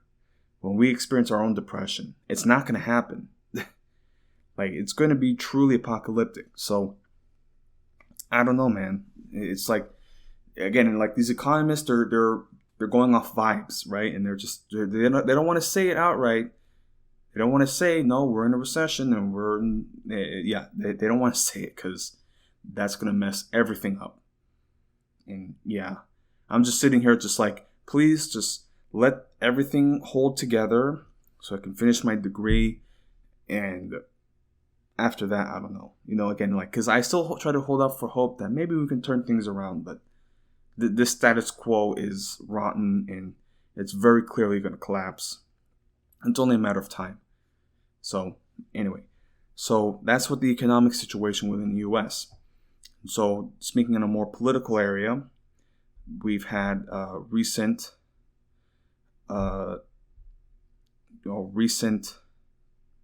political conventions from conservatives, the alt-right, MAGA movement, and basically they just had a full-on like fascist like rally, Christian nationalist rally in Texas, and like it's just like it's just like I don't listen to anybody anymore when they say, no, you're being hyperbolic and you're reading too much into the media, because of course, like, yeah, it's like I you see stuff from CPAC, and it's just like I cannot stress enough that you have to get a gun if you are a left-wing progressive person, if you're a woman, LGBTQ, person of color. Anyway, it's just like, just get a gun, man, because these people are seriously like, they keep saying what they want to do. They keep talking about, like, they're using this language. Like, they literally just said, fight the barbarians. Like, they're using this language that is very clearly violent, very clearly genocidal, and we're just supposed to be like, oh, okay, well, this is just another Tuesday, right? It's just crazy. So I'm reading from the Rolling Stone, and they're talking about it's just a fascist party. That's what it was. It's just a fascist rally. Like, they literally had Viktor Orban, the Hungarian prime minister, like, and he's very problematic. But yeah, man. So I'm reading from Rolling Stone, right? So stoking the culture wars is nothing new for CPAC, but with dark militant speeches and literal demonization of the MAGA movement's political opponents, the conservative convention in Dallas this week menaced America with what seemed to be a thinly veiled call for violence, all while seeking to whitewash the political mayhem of January 6th, casting Capitol Hill rioters as victims of a democratic gulag. From Hungarian authoritarian Viktor Orban to former Trump advisor Steve Bannon to right-wing extremist Jack Posobiec, conservative political action committee speakers urged an us versus them confrontation, seemingly unbound from the constraints of electoral politics. Bannon, now the host of the War Room podcast, brought his bellicose message to CPAC, appearing as the headline speaker at the convention's Friday night ball. Quote, "We are at war," Bannon told the MAGA faithful. "We are in a political and ideological war," repeating the big lie that the 2020 election was stolen from Donald Trump. Bannon insisted that Joe Biden is an illegitimate imposter, calling on Republicans to send shock troops to Washington. Bannon promised the crowd they had an opportunity to, quote, shatter the Democratic Party as a national political institution. He alleged that the party has been overrun by radical cultural Marxists and groomers who want to destroy the republic. Bannon insisted the GOP must pursue absolute victory over power, mad, and lawless Democrats, asserting, quote, there can be no half measures anymore. So again, I don't know what else you need from them. These guys are literally saying, we're at war. So, yeah, I'm going to get my gun. Yeah, I'm going to get whatever equipment I need to protect myself. I'm in fucking Texas, man. Jesus Christ. And then, of course, when you say this stuff, it's not Bannon who's the problem for making literal bellicose language, talking about going to war and a literal political violence, calling for political violence. That's not the problem. Arming yourself against it, that's the problem. Oh no, because you're wasting your money. It's bro, these motherfuckers want to kill us. My God, that's just, anyway. I don't have patience for this anymore. So, also reading from, continuing, so they talk about Orban, the Hungarian strongman, fond of Nazi-style rhetoric against race mixing, received standing ovations for his stark address to the MAGA faithful on Thursday. Orban described European Parliament and the federal government in Washington as, quote, the two fronts in the battle being fought for Western civilization, warning, today we hold neither of them, yet we need them both. Orban called on CPAC attendees and the far right in Europe to forge a global movement, quote, we should unite our forces, Orban said, to take back Washington and Brussels. On Friday, Senator Ted Cruz, laying on a thick Texas accent for the home state crowd, envied against what he called, quote, power-hungry, abusive, totalitarian nitwits of the Biden administration and the democratically controlled Congress. Cruz likened his service in the Senate to that of a gladiator. Quote, it's like the old Roman Colosseum where you slam on a breastplate and you grab a battle axe and you go fight the barbarians, he said of his Democrat colleagues. Quote, as they say in the military world, Cruz continued, it is a target-rich environment. God, these guys are fucking losers, man. Oh my God. I mean, of course, they're not losers because they have real political power and wealth. But God, it's just literal dehumanizing language. Oh, they're barbarians. Oh, no, we have to go to war. We have to, bro. How are we supposed to live at peace with this? How am I supposed to? This is the problem. The problem isn't the problem. For most people is calling out this right-wing extremism because, listen, we just gotta live and learn in peace. You got one side who literally is calling for genocide. They're not saying it outright, but this is the logical conclusion, is genocide.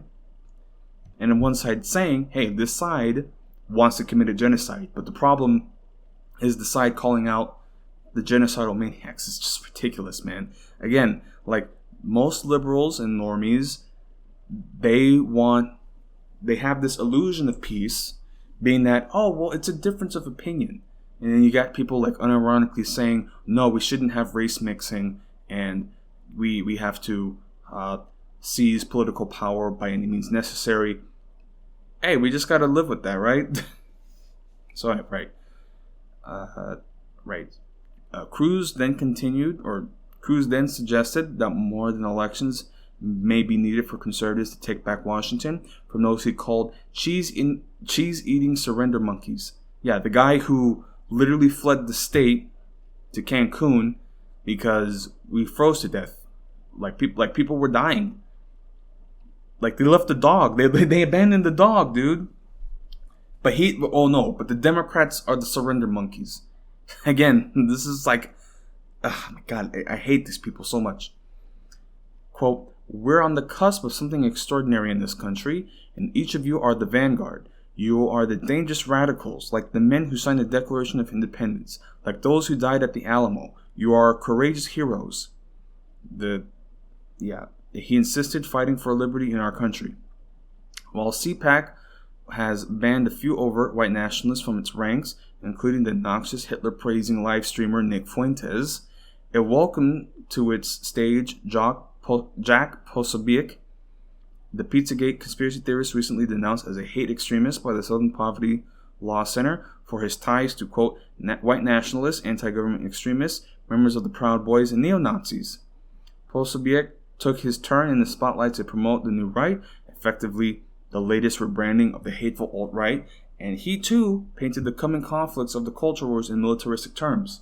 Quote, are you ready for new ideas to actually take the fight to the front lines? He asked, because that's where we live and we're not stopping. So again, they're using this language, this warlike language, calling Democrats monkeys, and they're calling them barbarians, and this is totally normal. This is completely normal. Right. And they're also talking about Orban making comments. He is very much just far right wing, and it's just crazy. Oh my God, it's just like I don't know what to do, man. It's like this violence and this war that it is gonna come. Again, like the civil war is coming, man. Like again, like people they never see. How could this have happened?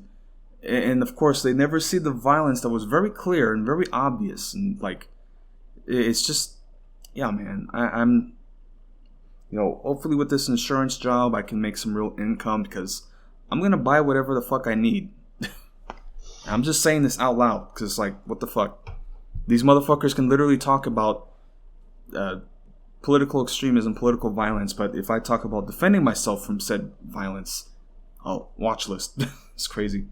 Right. Yeah, man. And then, they had Orban talking like, hold on, let me see, because, like, they have a clip of him talking. Hold on. A zero tolerance policy on racism and anti-Semitism, so accusing us is fake news, and those who make these claims are simply idiots. Yeah. So,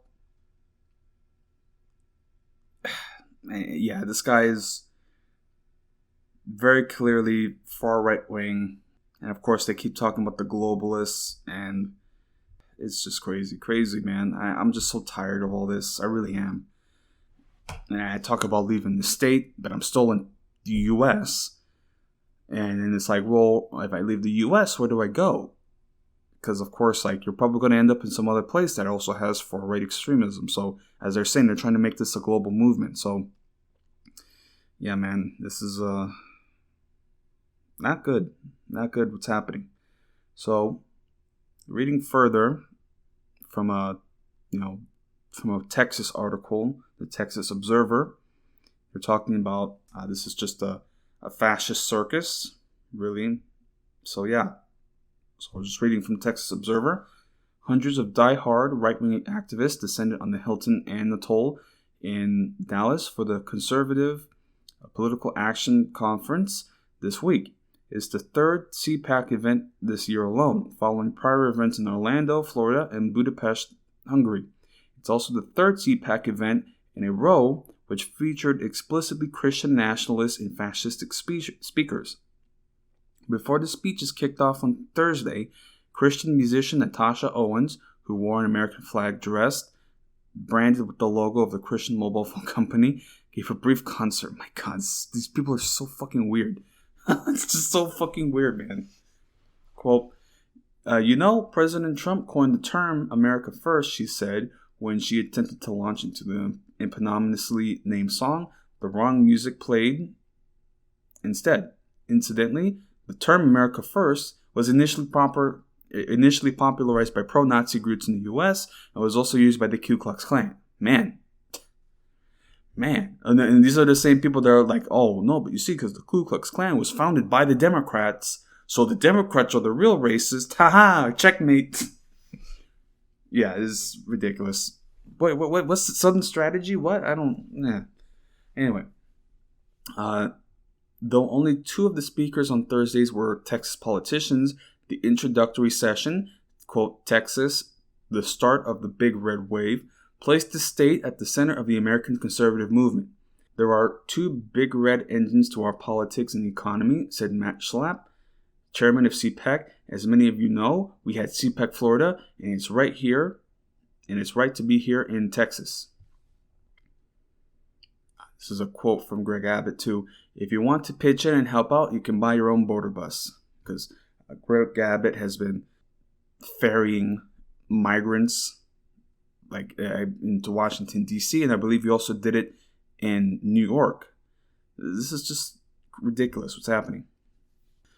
Governor Greg Abbott was the first guest brought to the stage, where he spoke in front of more than a half-empty room about the border, Elon Musk, California liberals, critical race theory, the ongoing program to bus undocumented immigrants to Washington, D.C., and why he thinks Republicans will win big with Hispanics and Latino in Texas. Quote, if you want to pitch in and help out, you can buy your own border bus. Abbott said to the crowd, you can help fund sending all these folks to Washington, D.C. and make them deal with the problem. Out of all the Abbott statements, this one seemed to garner the most excitement from the crowd. A major thing among speakers at the conference, aside from the officially stated one, Fire Pelosi, Save America, was Christian identity and nationalism. In addition to leading the crowd in prayer, Texas Lieutenant Governor Dan Patrick took a page right out of the John Birch Society playbook by proclaiming that the Constitution was literally written by God. Quote, we are a nation founded upon not the words of our founders, but the words of God's because he wrote the Constitution. We are a Christian nation, or we were a Christian nation, and lost that for many years. This is so ridiculous, man.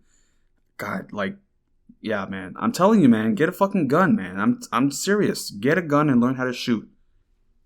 Because these guys are really, they're going for it, man. They keep telling you what they're about, and it's like, oh, why are you preparing for a war? Because these motherfuckers keep saying that they want a war. God. Yeah. And again, I'm not one of those guys that's going to, defend the founders, but at the very least, they got that one aspect right of separating church and state. Again,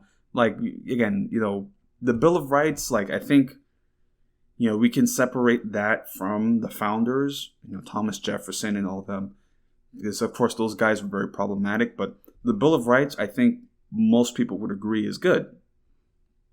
But, of course, what they're saying is, no, you see, because God wrote that. God wrote that the state shall not endorse any religion, right? It's fucking ridiculous. Oh my God, man, we're going. I don't know, man. This is bad. This is really bad. Right, continuing. Also, they're talking about Viktor Orban, and he said, the globalists can go to hell, and I have come to Texas, and other bellicose language, and yeah.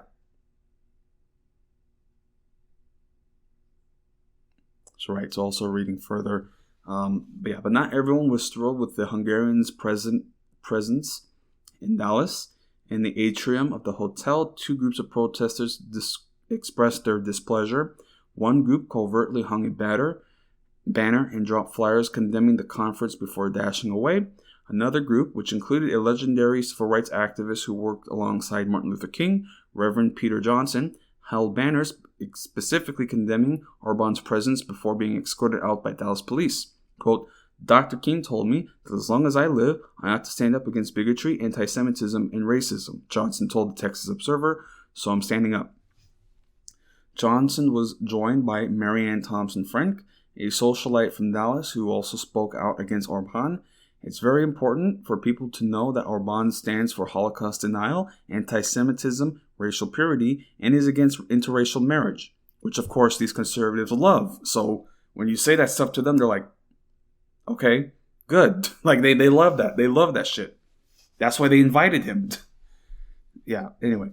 Thompson Frank said, quote, I don't think a lot of Republican people actually agree with that, but they need to speak out and let their leaders know that they don't endorse that. But, this is again one of those situations where it's like, whoa, the good people need to stand up and they need to speak out, and they never do because they agree with this stuff. They just don't want to say it out loud because they know it's problematic, but they're waiting for the right opportunity, which is why we're seeing this language getting more heated and more heated, because we're reaching a tipping point, man. Like, seriously, like, we could see some violence this midterm election. Like, dude, like, I'm being hyperbolic and saying stuff like that, but like, we're reaching an unprecedented situation. And there's some other, I keep forgetting to cover it, but there's the court cases with the Supreme Court, basically just taking on the side of gerrymandering. And this is like, we're watching our democracy slip away. And like literal fascism. And then once the fascists, at what point, like, do you literally need to see swastikas on the Capitol and the White House? And then when that happens, what then? Oh, well, there's just Nazis in power and we have to live with that. Like, what the fuck, man? My God. This is so bad. So, former Republican Congressman Alan Steelman issued a statement in response to Orban's presence as well. Quote, is this what the party of Lincoln, Eisenhower, Reagan, and Bush has come to? Stillman wrote, Orban's record and spoken word during his 12 years in office are clearly those of a white supremacist and anti-Semite and anti-immigrant leader. But that's what they love. And yeah, this is what they've turned into. This is what the Republicans are now. A sense of subtle anti-Semitism pervaded a number of comments made by speakers, Orban included. Orban claimed that all the worst things in history were orchestrated by people who hate Christianity, and juxtaposed these comments by describing George Soros, a Hungarian Jewish investor and philanthropist who is a common boogeyman among the far right, as his opponent. And they had the Papa John guy. Yeah, Papa John Schnatter told the crowd there are 5 evil entities that own the processed food and pharmaceutical industries, suggesting the former make you sick, so you take the latter,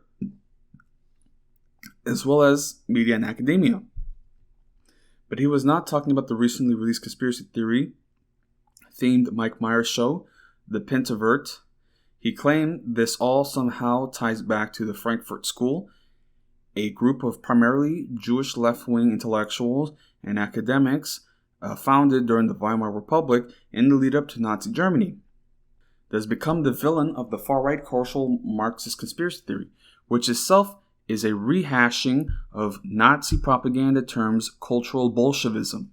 So interesting when you hear all these anti-communist propaganda points. Wow, so interesting. They go all the way back to literal Nazi propaganda and talking points. Who could have thought?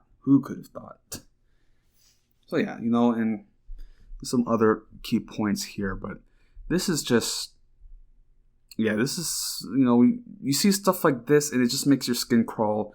And again, dude, I'm just telling you guys, man, like, get a gun. That's the only advice I have, and partner up, start forming a squad or something, because these assholes, they're gonna do it. They keep telling you that they're going to do it, and then when they do it, everybody's shocked. What? Again, I think this, I'm a bit drowsy from like the medicine I'm taking, but it's just so crazy that it's like I'm getting a migraine just thinking about this, because it's just so, you tell people what they're about and they tell you what they're about, but yeah, it's just crazy. So anyway, we're following, that's basically the domestic segment, and we're just following this new development. I was speaking of the economics and politics, and now we're going to see a new development with pandemics that are happening, and this is me segueing into the natural segment, but yeah, the U.S. right now, it's a bit of a petri dish, and yeah, it's just this is going to become a theme now. There's going to be outbreaks. There's going to be infectious diseases spreading, and our healthcare system is not prepared for that. It is not. And I don't know, man. We got school starting up in a couple weeks, and things are going to get hectic. Things are going to get bad. Yeah, man. It just keeps getting worse. And, all you can do really is keep your head low and wear your mask. And, of course, this monkeypox disease spreads through physical contact. So, yeah, start investing again with sanitizers. I mean, you got to beat the punch, because there's going to be another supply chain shock and possibly another lockdown. I mean, they're talking about now possibly declaring a health emergency, but the economy can't handle another lockdown and people not going to work. Yeah, man, this is crazy. It's going to be crazy, because we're most likely we're probably going to walk around and see somebody with some monkeypox scars, because they just had no choice but to go out, Anyway, so yeah, this outbreak is slowly developing. As of now, there have nearly been 6,000 cases reported in the U.S. since May, and yeah, I mean, this is spreading. And of course, though, they're trying to portray this as a gay disease. It's just ridiculous, man. This is ridiculous what's happening. And of course, there's a question of vaccine distributions and all this other stuff. That's yeah, man. It's just we're entering a very, very dangerous situation with these infectious diseases and pandemics. I'm only taking one lecture class, and so I'm gonna have to take extreme precautions to ensure I don't get sick, because again, I haven't been sick with anything through this whole pandemic because I've been such a recluse. Of course, everybody's going back out now because, oh no, I have to go to the bar, I have to go clubbing, and I'm just I've already accepted that the train has left the station and it's not coming back. And plus, even before the pandemic, going out like that wasn't really my area. But hey, people are young. We're in our 20s. We want to be adventurous, but it's not even worth it anymore with all this that's happening. And then you have to worry about getting sick, and then also getting shot or getting in some kind of fight, or mass shooting, or there's no point at all going out into the public, really, except for basic essentials. And I know I sound like some agoraphobic recluse, but dude, the collapse is here and it's inescapable. And I know people want to have their lives and they want to go out. I know I can get some cabin fever, just being stuck inside all the time, but it's not worth it. It's really not worth it. But you do your life, man. You do what you want. I don't want to tell you to not go out, but don't be surprised if some shit pops off. That's what I'm saying, And, I'm talking about this, monkeypox disease. And yeah, man, the people that I live around, what a surprise. They've all been infected with COVID because they had to go out. They just, but I have to. Because, I want to have fun. And you're such a downer, Gabe, because, you always have, again, this is what I mean, though, because everybody's on vibes, okay? Everything's about vibes, right? Man, you're constantly reminding me of my impending mortality and our, mass extinction and climate change, man. You just got to change your attitude. You just, like, what the fuck? You think I'm going to, I already opened Pandora's box and you want me to close it. That's not going to happen. So then the only solution then is, Gabriel is he's a downer. He brings everybody's mood down, so we just won't hang out with him anymore. I'm just like, okay, well. I mean, again, I know I sound like a dickhead, but this is the only thing left to do now. That's the only thing left to do because nobody wants to fucking do anything. So I'm just gonna, fuck it. I told you. I fucking told you so. That's really the only thing that's left. Yeah.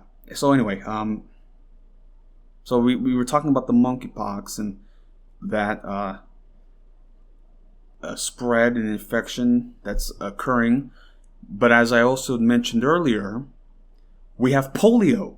So things are great right now. This is awesome.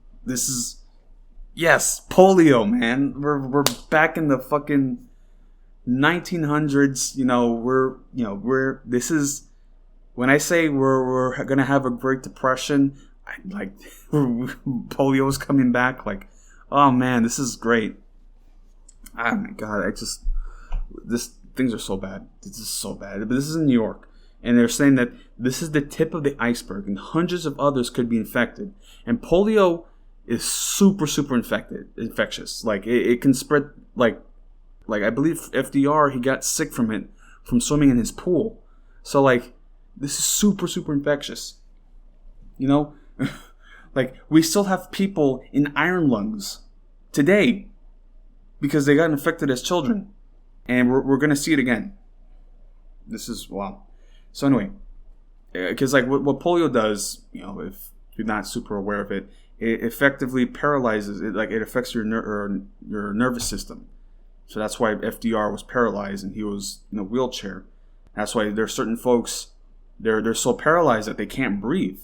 So they have to get the iron lung to, allow them to breathe. It's a nasty, nasty disease. This is one of the, whenever anti-vax talking points were made, this was the one thing where it's okay, well then how come polio and smallpox is gone? Because of vaccinations. But because these assholes actually had some power and they actually convinced folks not to take vaccinations, now we have polio. And our healthcare system is not ready for this. It's not. We're dude, no, man. My goodness, man. We're about to experience in the coming years through infectious diseases a horrific die-off. A horrific. This is going to be so bad. So bad. So, right. So I'm reading from CNBC. And so what they're saying, hundreds could have the polio virus after an adult in the New York City metro area caught the virus and suffered paralysis last month, the state's top health officials said this week. New York State Health Commissioner Mary Bassett warned that the confirmed polio case in an unvaccinated adult, coupled with detection of the virus in sewage outside the nation's largest city, could indicate a bigger outbreak is underway. Quote, based on earlier polio outbreaks, New Yorkers should know that for every one case of paralytic polio observed, there may be hundreds of other people infected, Bassett said. Coupled with the latest wastewater findings, the department is treating the single case of polio as just the tip of the iceberg in a much greater potential spread. Bassett said it is crucial that children are vaccinated by the time they are 2 months, and all adults, including pregnant women who have not received their shots, should do so immediately. As we learn more, what we do know is clear. The danger of polio is present in New York today, Bassett said. New York State health officials confirmed last month that an unvaccinated adult in Rockland County had caught polio and was hospitalized with paralysis. Health officials subsequently found 3 positive polio samples in the Rockland County wastewater and 4 positive samples in the sewage adjacent Orange County. The sewage samples that tested positive for polio are genetically linked to the strain which the unvaccinated adult caught. The findings do not indicate that the individual who caught polio was the source of transmission, but local spread could be underway, health officials said. Quote, "These findings provide further evidence of local, not international, transmissions of a polio virus that can cause paralysis and potential community spread, underscoring the urgency of every New York adult and child getting immunized," the New York State Department of Health said.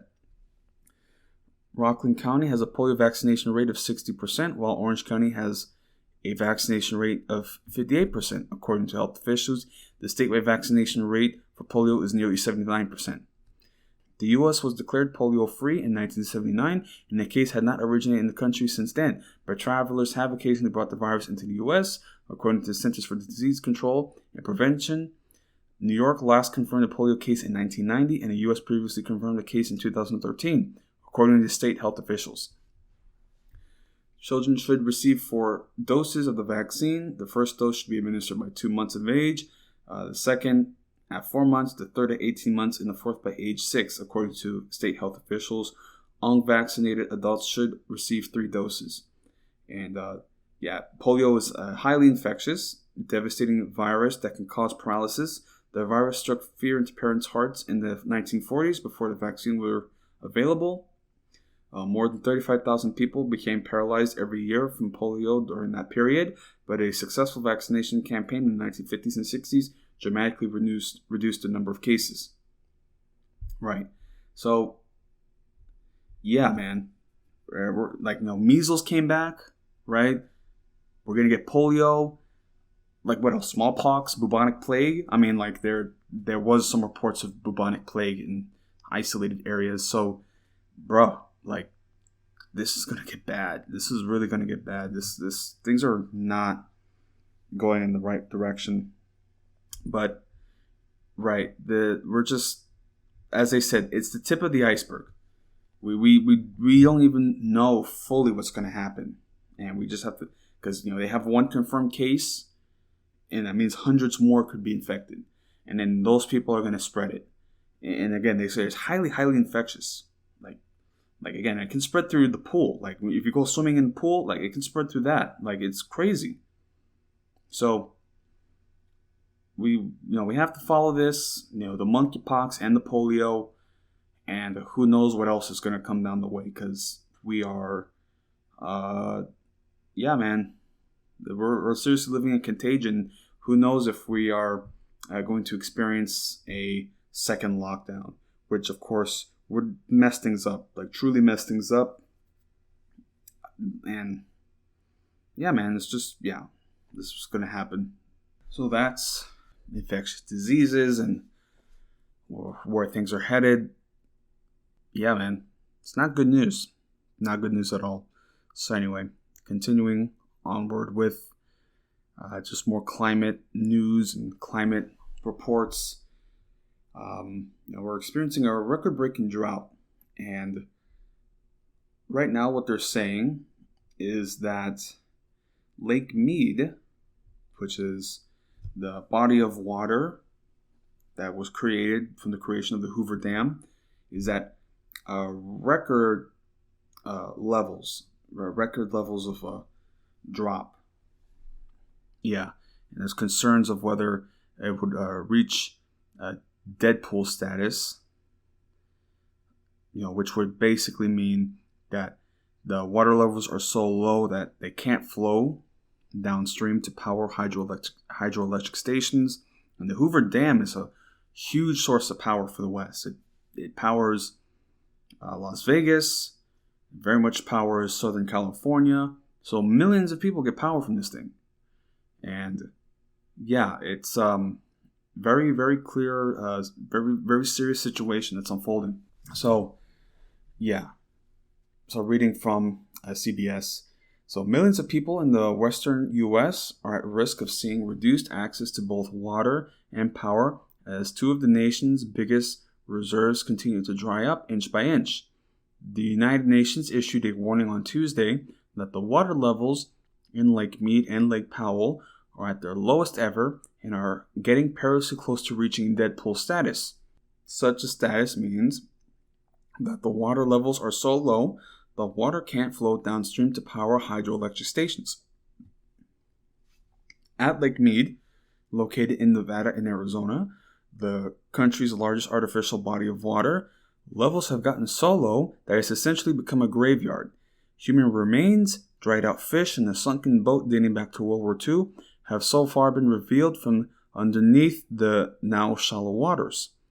The walls of the lake are divided by two contrasting colors that reveal the line at which the water once sat. It's just crazy. Wow. Right. At maximum capacity, the lake should reach an elevation of 1,220 feet, according to NASA's Earth Observatory. On this day in 2020, Lake Mead sat at 1,084 feet above the mean sea level. Today, it's 1,040. NASA said that this could be the worst drought in the region in 12 centuries, and that water levels must stay above 1,000 feet to continue providing power at normal levels. Lake Powell, which sits in Utah and Arizona, is the nation's second largest artificial reservoir and is seeing a similar situation. The last time the lake was full was in 1999, but the water is dozens of feet lower than it was just last year. As of Thursday, it was only a quarter full. Both lakes provide water and electricity to tens of millions of people across 7 states, as well as irrigation water for agriculture. United Nations Environment Program ecosystems expert Lise Mullen-Bernhardt said that the conditions, quote, have been so dry for more than 20 years that we're no longer speaking of a drought. The climate crisis and overconsumption of water are to blame, the UN says. Quote, we refer to this as aridification, a new very dry normal, they said in the statement. And even if water cuts are introduced to try and ration the supply, it might not be enough. Climate change is at the heart of the issue. UNEP's North American Ecosystem Officer Maria Morgado said, in the long term, we need to address the root causes of climate change as well as water demands. Those water demands are only compounded by the climate crisis, the UN said, as much of the country faces a brutal circumstance of more frequent and more intense droughts and extreme heat. These conditions are alarming, Bernhardt said, and particularly in the Lake Powell and Lake Mead region, it is the perfect storm. The U.S. is one of 23 countries that have faced drought emergencies between 2020 and 2022, according to a drought report by the UN earlier this year. Water stress is relatively high in the nation, as nearly 3/4 of available renewable water supplies get used up every year. Along with the public health and infrastructure burden, this also creates a financial one. In 2020, California lost between $10 to $20 billion from wildfires and droughts. While droughts only make up about 15% of natural disasters, they cause 60% of the extreme weather deaths worldwide. In less than 30 years, scientists predict that more than 3/4 of the world populations will be impacted. Yeah, man, it's getting hot. It's getting hot. Man, we're so fucking dead. But yeah, man, as they're saying, the water levels are declining, and they're finding all kinds of treasure. And by treasure, I mean like, certain deposits made by Las Vegas mafia, people. Hey, he's swimming with the fishes. Don't worry about it. Hey, forget about it. We take you to the Hoover Dam. Hey. Oh my God, this is crazy. Yeah, they're saying they've found the 4th set of human skeletal remains. This is crazy, man. Yeah, it's just a dumping ground. This is crazy. Yeah, but they said on May 1st, I'm reading from local Las Vegas media. On May 1st, a skeletal body was found inside a barrel in a Hemingway harbor Police believe that the person was shot to death sometime in the mid-1970s to early 80s. So this is probably, I'm watching Casino, right? It's probably Joe Pesci. You motherfucker, you don't fucking talk. This is probably that dude dumping bodies. Yeah, man, this is crazy. But this is just, the treasure that they're finding. But yeah, so that's what's happening with Lake Mead. And, actually there was like an explosion at the Hoover Dam. So I don't know if that's related at all with that. But, the power situation is a big concern it's a big concern for those western states, especially with the Hoover Dam. So who knows what happens. And yeah, man, we might see some water wars between the states, between Nevada, between California. Yeah, man, it's not going to end well. So before I wrap up with the podcast, I want to talk at least about another natural disaster that had occurred, particularly with St. Louis.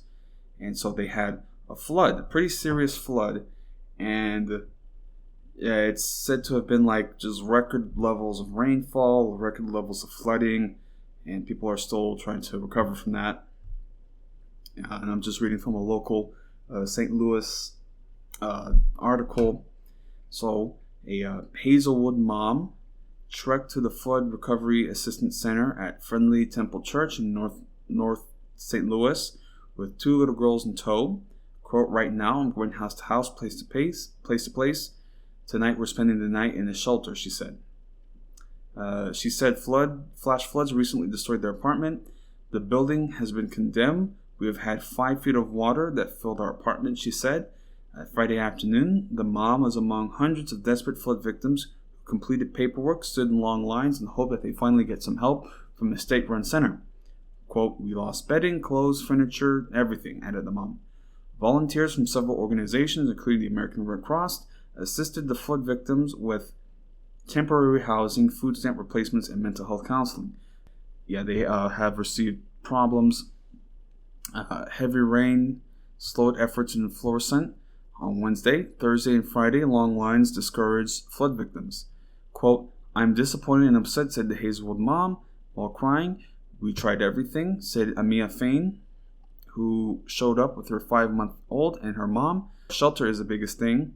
We don't have a home over our heads. It's really frustrating because they have the people from yesterday with the paperwork going ahead of us. Earlier this week, they were turned away twice." Quote, "We always want it to be better. We always want to do more because we're at capacity.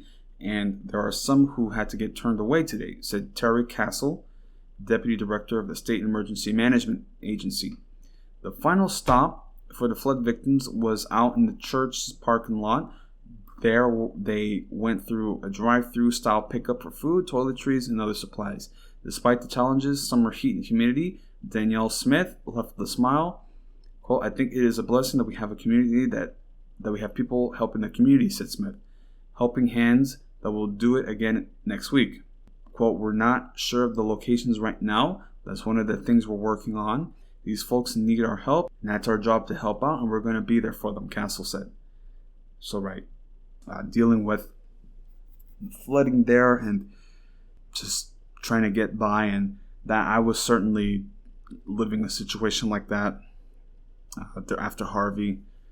Very, very, very interesting situation that I was basically just a refugee and I still had to go into work. I like, no joke, like I had nothing. I didn't even have a comb, right, to brush my hair. So I just went to work looking like shit.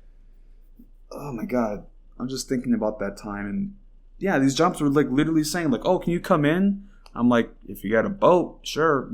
I'm just, wow. Crazy. But yeah, man, that's what's happening.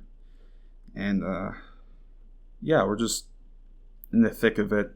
We're just dealing with a lot, especially, with this China-Taiwan escalation, and also with this like fascist rally in Texas and in Dallas. And yeah, we're just dealing with it, and we're just trying to get by and make sense of it. But we just gotta keep our head low and just buy our time. Really, it's just buying our time, because like I don't know, man. I just don't have any hope for the future.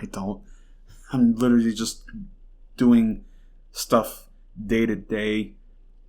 But then when people ask me, "Oh, what's your plan for the future?" I have to make up some bullshit because I have no hope. I don't know. We might end up in some fucking war in 10 years. Who the fuck knows? Like, it's just fucking crazy what we're dealing with. Yeah, man. I don't know.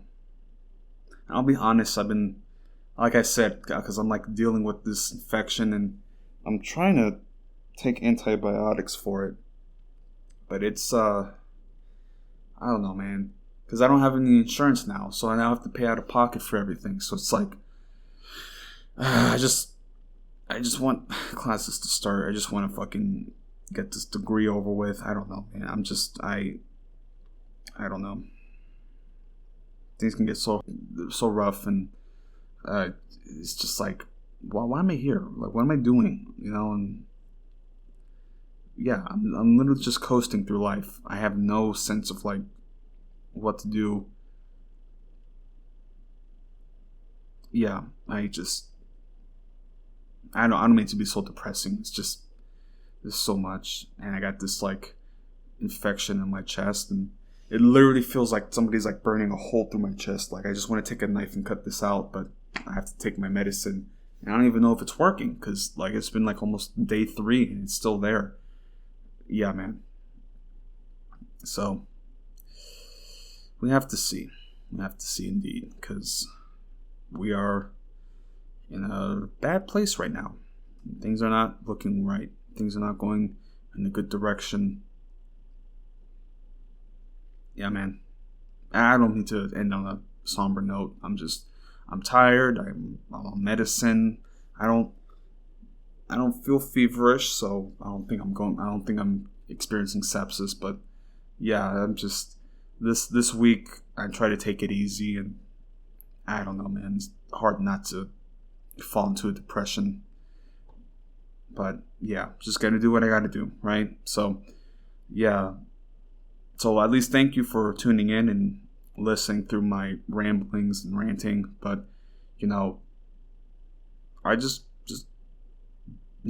live life and do what you can, and try not to fall into a dark place, which is easier said than done. But it's just things are going.